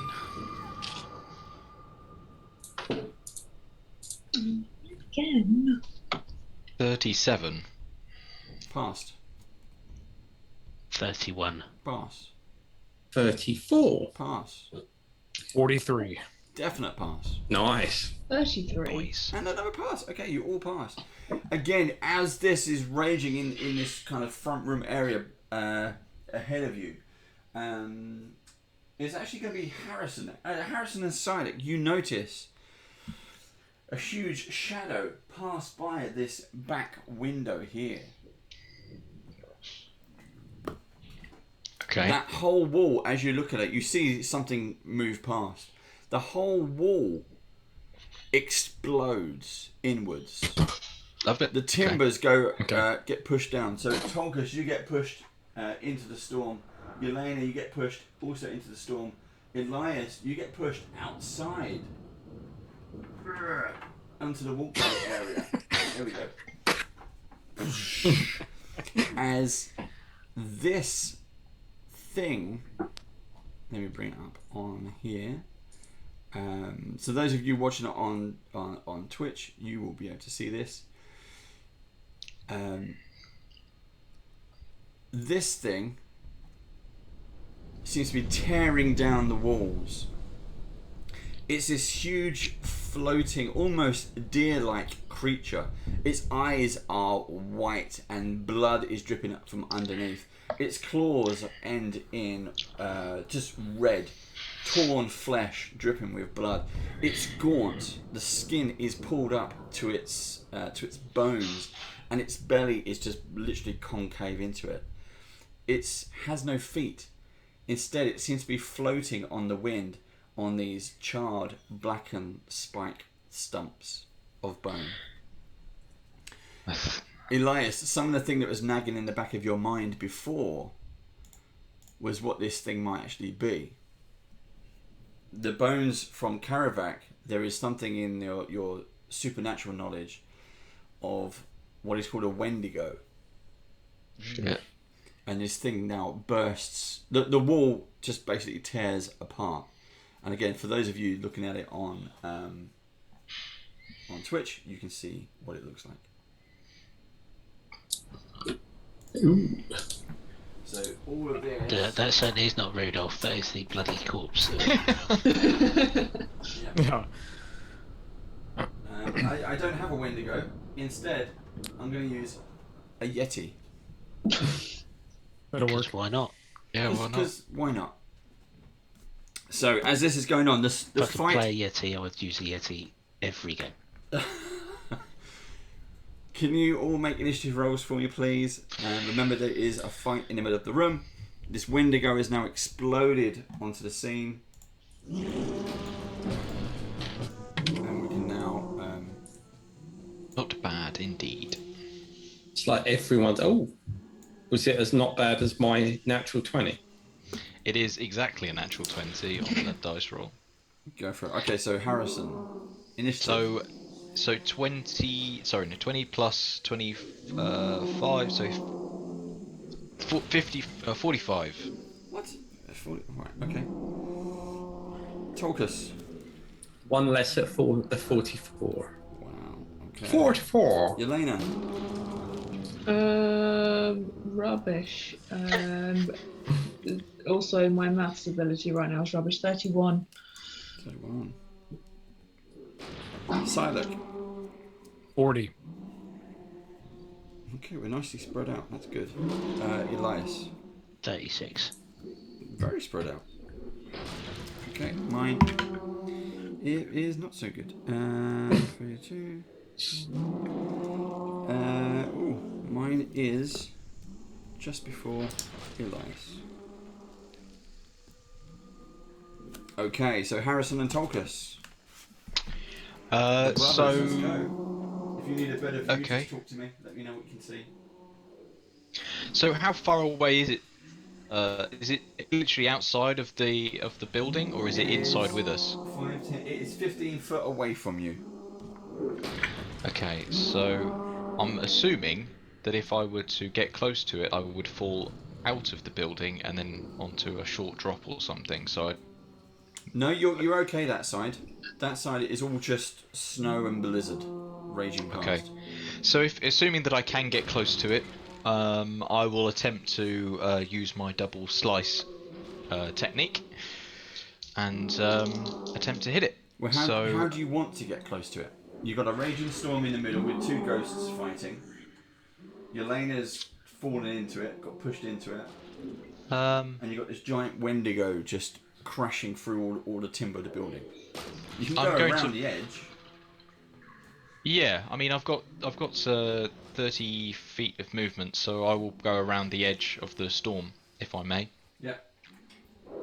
Takes you up to there. Okay, sweet. And the first attack is a 34. 34 hit. 34 misses. Bum.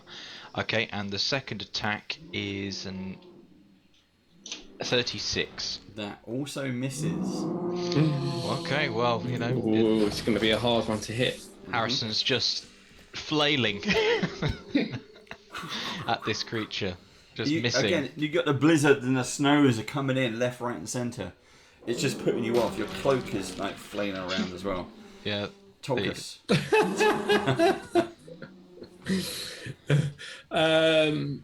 Right, so the two dwarfs are battling each other in the middle of the room in the storm. Yes. They do not appear to be interested in us at all. Is that correct? Correct. Right, so it's just the Wendy ghost, which is what I want to say every time you say what it's called. Right, so Tokus will have a double take at the two guys having a battle in the middle of the room, then double take at the Wendigo and go, oh crap, pulls out his great axe and charges forward towards the Wendigo. Now I think I'm on the other side, aren't I? So I don't have to go through the storm or go around it. I'm just sort of in it slightly. Corner, so you did well. Yeah. And I'll use one action to get to it. And as I'm running, I'll raise my axe to the sky, and a lightning bolt shoots out of one of the clouds of the thunderstorm and hits my axe, lighting the entire head of the axe up in blue, and it's just crackling across it, sort of thing. And it goes down the handle into my hands, and I just do a massive swipe towards the Wendy ghost. Nice, go for it. Ghost of Wendy from Peter Pan. There you go. And I've got 2 actions left, so I'll use those 2 actions to do a power attack. Yep. Oh, damn. That was very, very nearly another natural 20, but it's a 19. So that, in fact, hits an armor class of 50. That hits. Unless my maths has gone right. 30, 40. Yeah, it's 50. That's pretty good, there, isn't it? It hits. And that is going to do... Now, I don't know if this thing has any resistances to cold, so I'm going to tell you the separate cold damage as well. Mm-hmm. So it's going to take 43 damage on the dice plus 10. So it's 53 damage. And out of that, 2 points was cold damage. Okay. So... like I said, I don't know if that you've got to minus that, but it's 53 in total. Okay. The hit hurts, basically. Yeah. Can I tell from the wound if the cold damage has hurt it? No. No. You cannot. And where the wound is, it's like crackles, small bits of electricity going up and down it. Yeah. Okay. Is that the end of your go? Yeah, that's 3 because I've got to move, and then power attack is 2 actions. Okay, so, yeah. Psylocke, and then the Wendigo.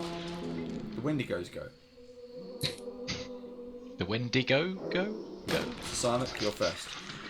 Okay, so I'm going to activate Hunt Prey on the Wendigo. Yep. I'm then going to have Bear move for free around the outside of the storm and get kind of near Tokus. Yep. You want to stay on the inside of the building or on the outside of the building? You'll say like pieces just... Yeah, so I'd rather have Bear be on the inside of the building if possible. Yeah, like right there. That's perfect.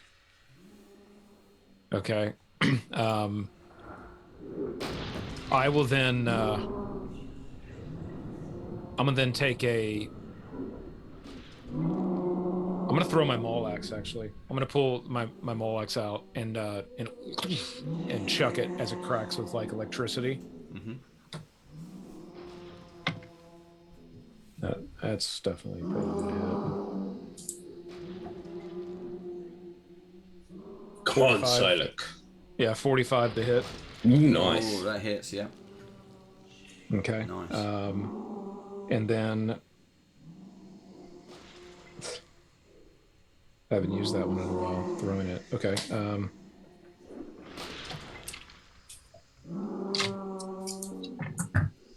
It does.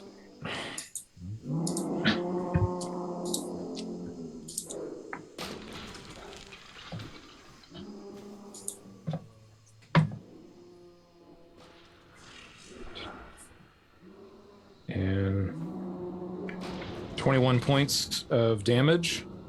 Yep.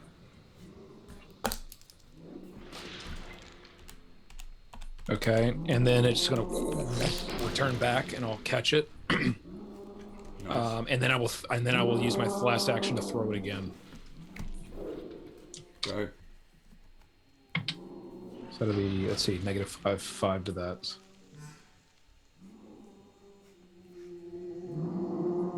$42 to hit. Nice. 42 hits. Nice. Okay, and then now that will be. Yeah, it's still that.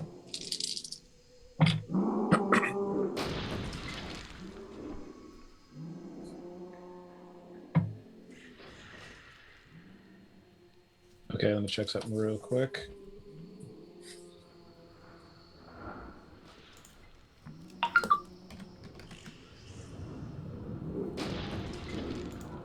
Yeah, I still get those things.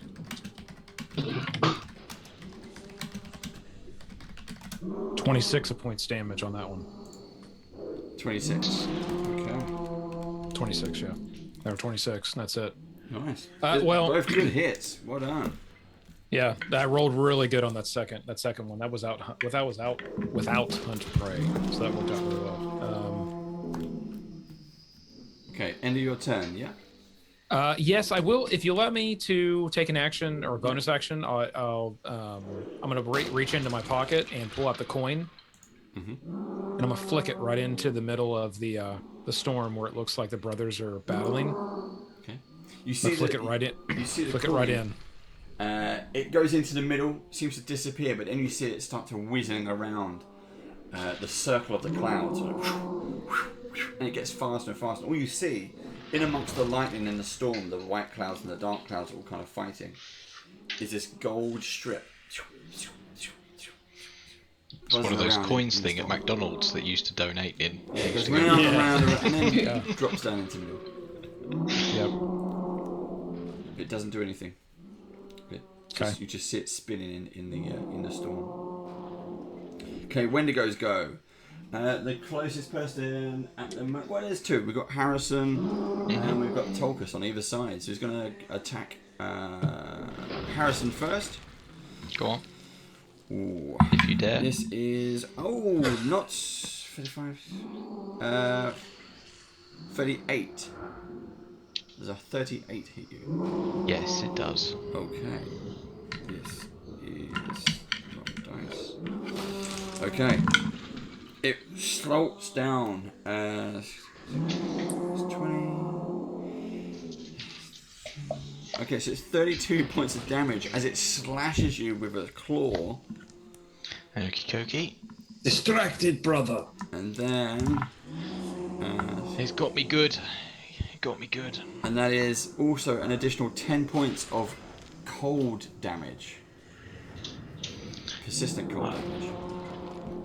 So I must remember to do that last round because I forgot to show it. Right. Okay. Second attack. He's going to try for Tolkus. Probably not. That is 9, 41. Oh, I don't actually. It might be. Let's. I think so. 54. Oh, just, yeah. I'm sorry, just. what? Why did Just. you not think that was a hit? Because I was counting it on my fingers, going, no, that's only 30. I was like, oh no, because I've got the extra bonus. So, I didn't roll high enough. Oh, so many maths. It's 15 damage, which is poor, and 8 points of persistent cold damage.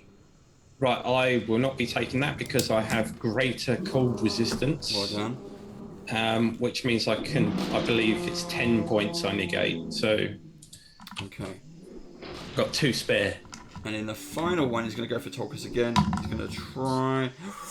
Oh, there. Well, I think this is definitely going to get you. That is a 52. Yeah. Okay. This time he doesn't attack you, he grabs you. Ooh. So you're now in a nice big Wendigo hug. He's giving me a hug. So you are not paralysed, grappled. Grappled until your turn. Oh no, let's not go into the rules about grappling. Yeah. Elias followed by Yelena. Seems to be a natural reaction at this point in time would to do something spectacular, make myself massive, turn myself into a dragon or some other amazing creature. And we're in a room and I haven't really got space to do that. Technically you got thrown outside. And I got thrown outside, but he's inside, so going dragon at this stage probably isn't good because I can't just breathe into the room; it'll get everyone else.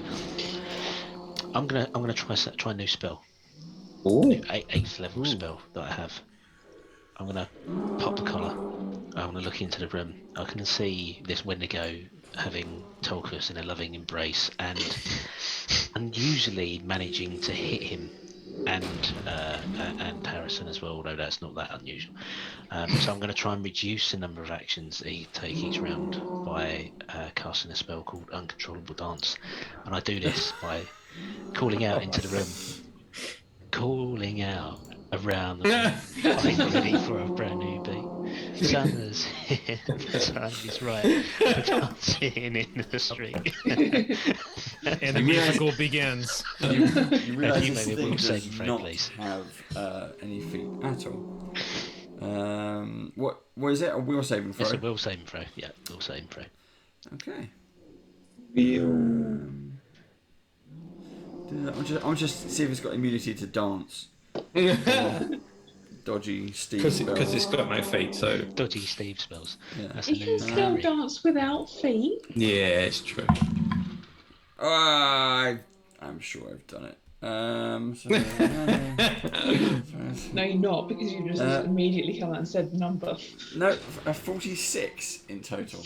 A 46 does pass. However, even with a success, for the next 3 rounds, you must spend at least one of your actions dancing. Oh, nice. That's Brilliant. Awesome. So what would it be? The Macarena? I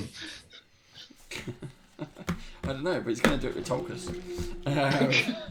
He's holding on to Tolkus. He has a dance. No, if I break out of it first, he won't. A bit of a tango?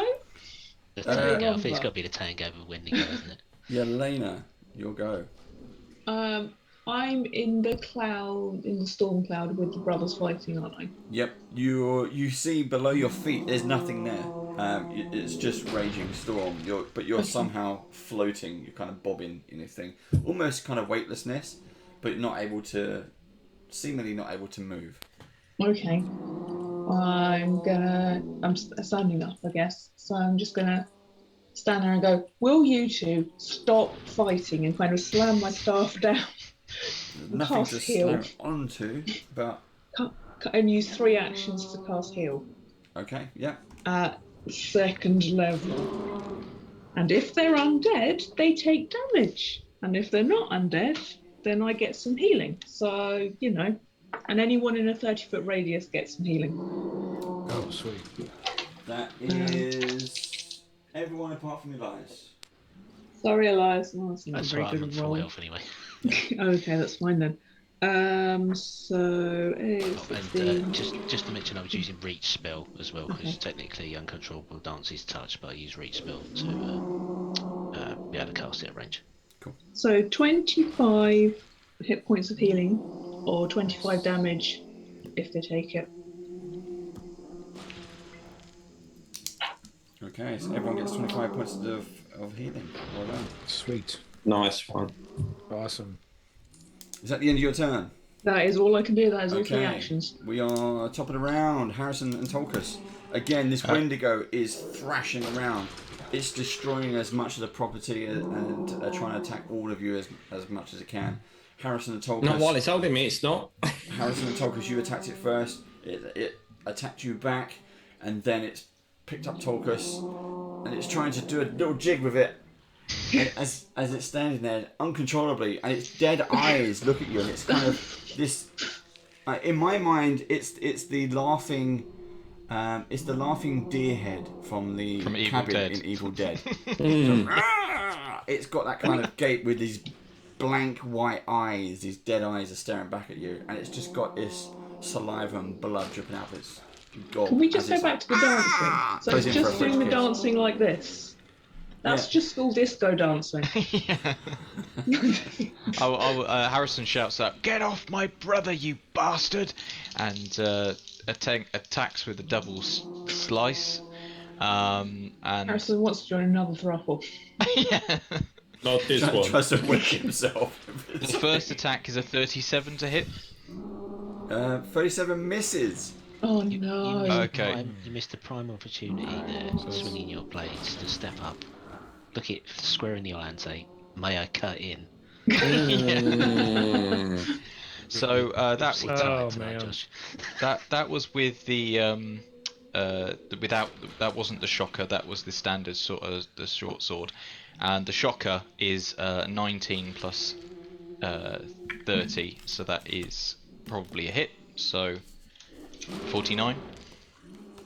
49 to hit or damage. Yes, 49 to hit. Yeah. 49 hits. Yes. Okay, sweet. So we do 11 plus 8, so 19 plus 3 points of damage. So 19 slashing and 3 electrical. Okay.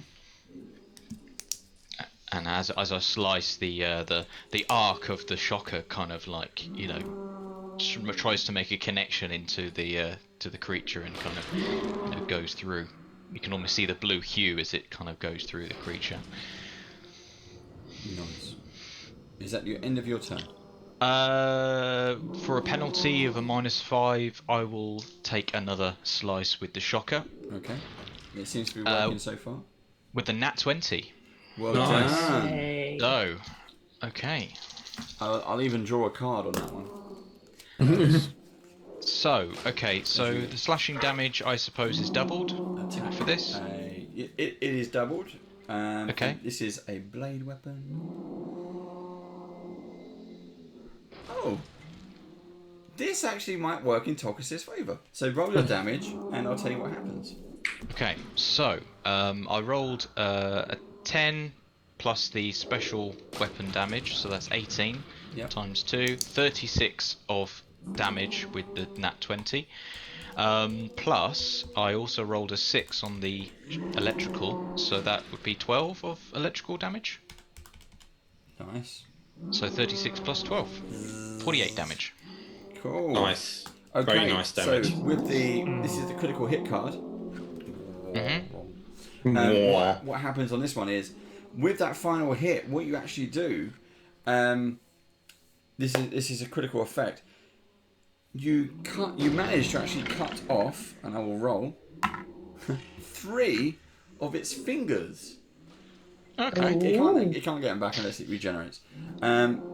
Which is holding Harrison, which is holding Tolkus, and it lets go, and Tolkus just sort of drops back down to the floor. It's only a couple of feet.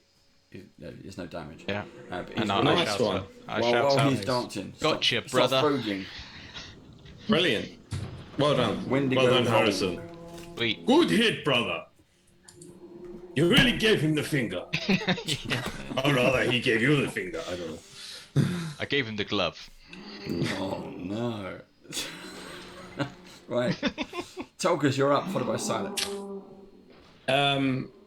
Yeah, so I'll resume battle stance when I hit the floor.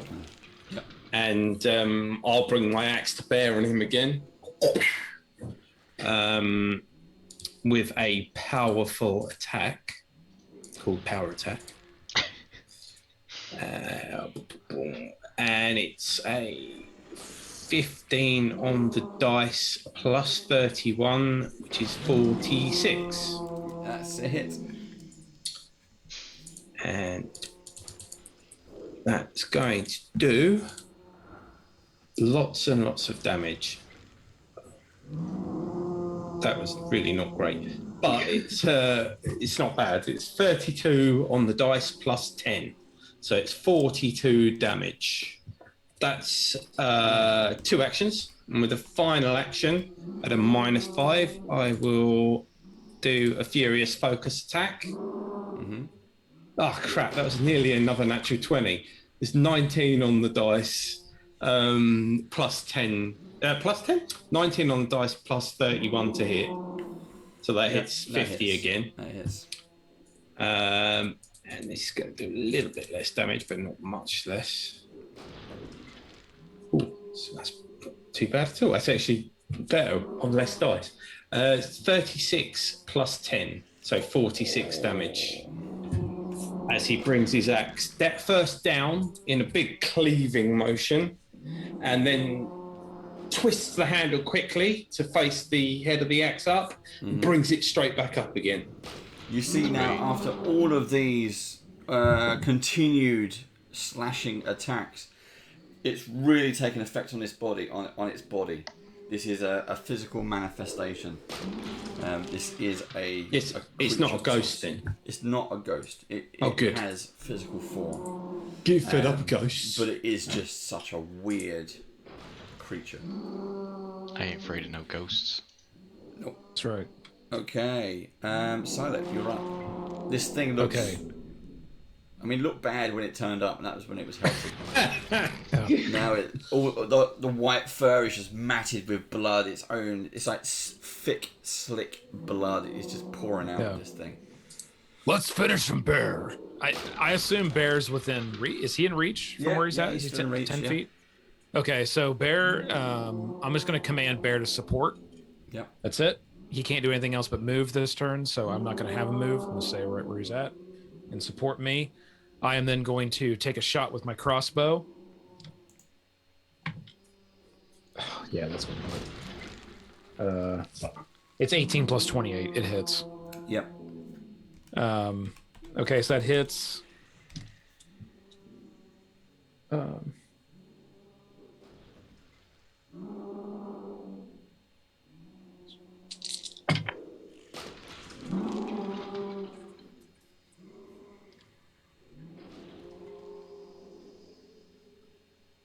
It's 37 points of piercing damage. Ooh. Yeah. Nice. And 5 points of that is electricity damage. I don't know if that matters, but 37 points of piercing damage. Yeah. Yeah. And then I will take a second shot. Go for it. Last action. This could do it. This could do it. Yep. Come on, So let's close. hit it. Come on. Okay, that's going to be...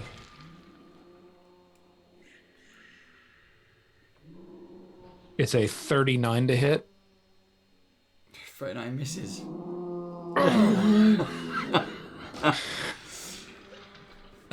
Make sure. Yep, it's the 28 plus 11. That's 39. Yep. No, you need 40. 40 to hit. Okay, end of your turn. Yeah, that was your last go. Yep. Okay, last go. Wendigo's go. Again, he's going to attack the two. It's Harrison and Tulkas. Tulkas is going Brothers to be Grimm. first. The Brothers Grimm.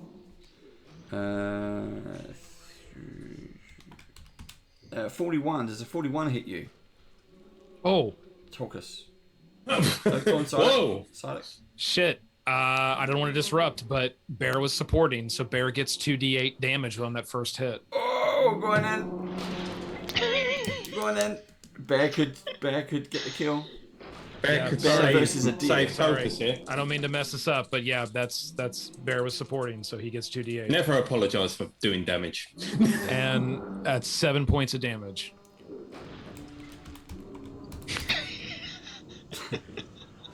Okay, so as Bear, as you fire, as you do the last attack, Silent, Bear rages in, just bounces up, slams into this Wendigo, and the amount of damage this Wendigo has taken, even though it kind of just floats on the air, it hammers down into the floor, and with all of the stuff that like bits of wall and planking, Bear just tears into it. One big bite across its face, rips off the snout of this beast, and his claws go in, just rips it up into two huge gory pieces. Well done. As this thing is just laying there. All you see are these two kind of burnt, stubbed legs, just like kicking. It's just like twitching. Nice. Tear him apart, Bear. Well done. In the middle, you see the storm. Is still raging, but the brothers eventually kind of pull themselves apart from the mists. Yelena, you kind of realise your feet are now on solid ground underneath you as the storm kind of dissipates, and slowly Karavak seems to become more dismissive, more humbled by Silas as he slowly disappears with the storm as it fades away. Silas is standing in his full ghost form, almost with like an outer shine around him. And he says, "Thank you. Thank you for healing my family, bringing back my brother, and ending our curse." Cool. Can you tell us how to get to Minis Mogul? Oh, what was the name of that place again? I can't remember. Gingerlast. Gingerlast. Focus, you've been hit on your head or something. Yeah. He squeezed Mogul. extra blood into my brain. I'm not used to it. You have saved my brother, and you have saved me. I should reward you by simply taking the path to Zinchalas with me into the beyond. Yet I sense that you still harbour a desire to see those golden ruins. So very well. Look to the pages of my ledger for the way. And may Torag watch over you in the darkness to come. And as Thank he you, Ghost. slowly fades away, he does so with a nod and a smile on his face. The storm around you outside the cabin dissipates, and the wind inside the cabin seems to become more gentle.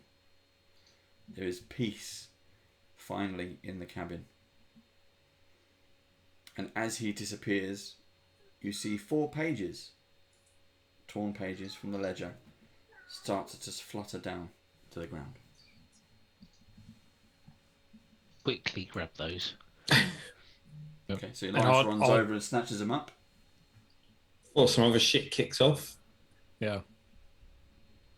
I'll take a knee, put my maul axe down. I'll see you in the afterlife, brothers.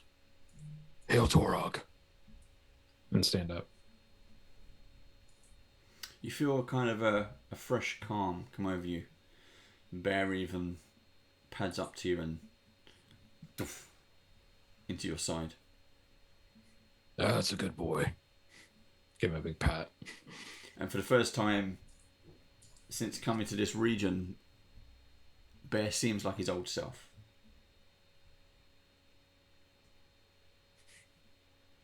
Good.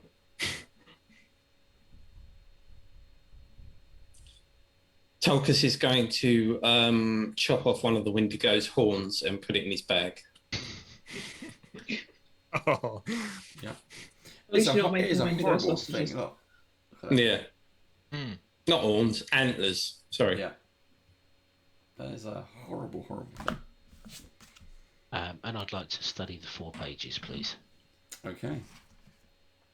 The 4 pages do indeed seem to give you a map and directions to the city of Zincharast. How far away do I reckon it is? It's not far at all. A few hours travel, if that. And you would reach the outskirts of the city. Harrison says, or at least I say as Harrison, I'm feeling a bit worse for wear. It would be nice if I could stay on sleep on the bunk bed for a small kip to rest some of my wounds. What do we want to do? Do we want to rest up or do we want to head off? I can heal you, Just got here, haven't we? but I won't use my spell slots. Did you say it was a couple of days travel, Dave? No, just a few hours. Oh, Basically, a few hours. The maps and the details in the ledger. If you were just kind of wandering the mountains, it would be sheer luck that you would stumble across Zincharast. It's been built in such a way that you could walk past it and Not notice that an entire city is there. As Elias is going through the kind of directions, it will not only show you the pathway, but show you where exactly you need to turn. And it's in a nestled valley inside the mountains. So you really have to be in the right vantage point to then see where you are. Otherwise, you wouldn't even know it was there. So if we're not in too much of a rush, I guess we could take a long rest here in the house. Yeah. What's left of it? No? No? I don't know. I mean, the haunting was really due to haven't we kind of purged? Yeah. But I think Elias doesn't want us to waste any time. No, I'm casting Shadow Walk and we're getting there in minutes. Oh, okay. Okay. I just want to... Rupp is probably with Karzog. We'll get there as quickly as possible, search the city as quickly as possible, find wherever Karzog is. Then we can magic mansion up and take a long rest. Because if we have a long rest now, and then find trouble on the way, find some more trouble in Zincharast, then yeah, we're going to run down our resources then, speaking mechanically out of game, but... Elias, why are you speaking like this? I don't understand it. I think we should get to the city as quickly as possible, which is why I'm proposing to, if it's a few hours travel, cast Shadow Walk, then we can get there in a few minutes, and we have a map, so... Okay, you've twisted my arm, Elias. I can treat wounds, heal to people save any spells. So how injured are you, Josh? Out of game, metagaming. I'm on 102 out of 233. I was going to say, out of game. You're Josh. Are you hurt, Josh? I will cast magic on you. 102 out of 233, so over half. So. Okay. Right. Well, I'll do treat wounds on you. Sweet. I am fine. I don't need any. Yeah, I'm good. I took a bit of a beating in the house and then the consequent battles. 24 points back. I'm not on full health, but it doesn't matter. I'm close enough to it that I wouldn't bother stopping or anything. Don't worry. Don't forget, if you are in desperation, you do have that healing potion. Yeah, I was thinking about using that against Karzog if and when we come. What, you're going to heal him? What the hell? No, on myself, just as a last resort action, you know. You know, I was joking about being a thruple with him, right? Cool. All right, let's. There's 24 back. Yeah, So that's you're fine. 126, I've got that. 100 points. Just over 100 points off. Sweet. Yeah, that's fine. Well, Let's go. Let's do the shadow walk then, I suppose. Yeah. I'll walk over and put my hand on Elias's shoulder and just say, I respect your hope for our friend Rupp. So if you feel it's best to make haste and move on, Bear and I are with you. Let's move. Let us depart. Yeah, although Silik definitely feels like Rupp is dead.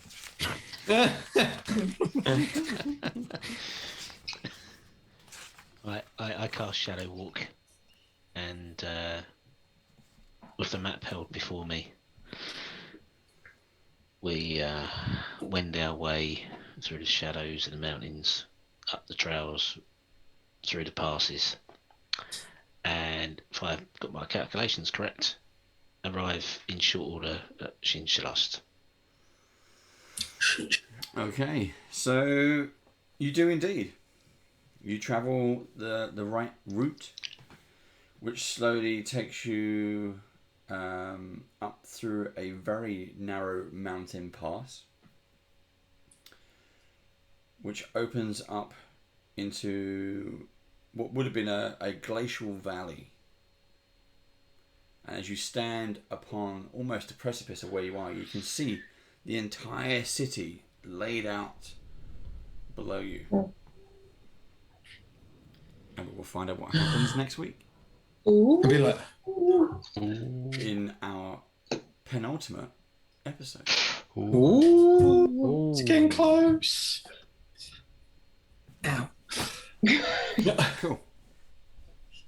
Good session, everyone. I have all week now to fret over what spells I change out our last long rest.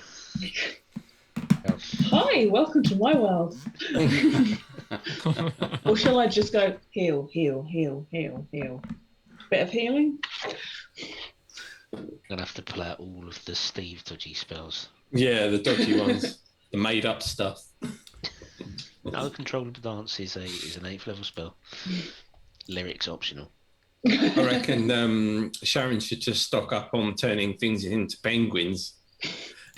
That was a brilliant move, and the fact that it's got terrible stats on that thing, and you did it. It's like, why not? You know, it's a huge worm turned into a penguin. Magic.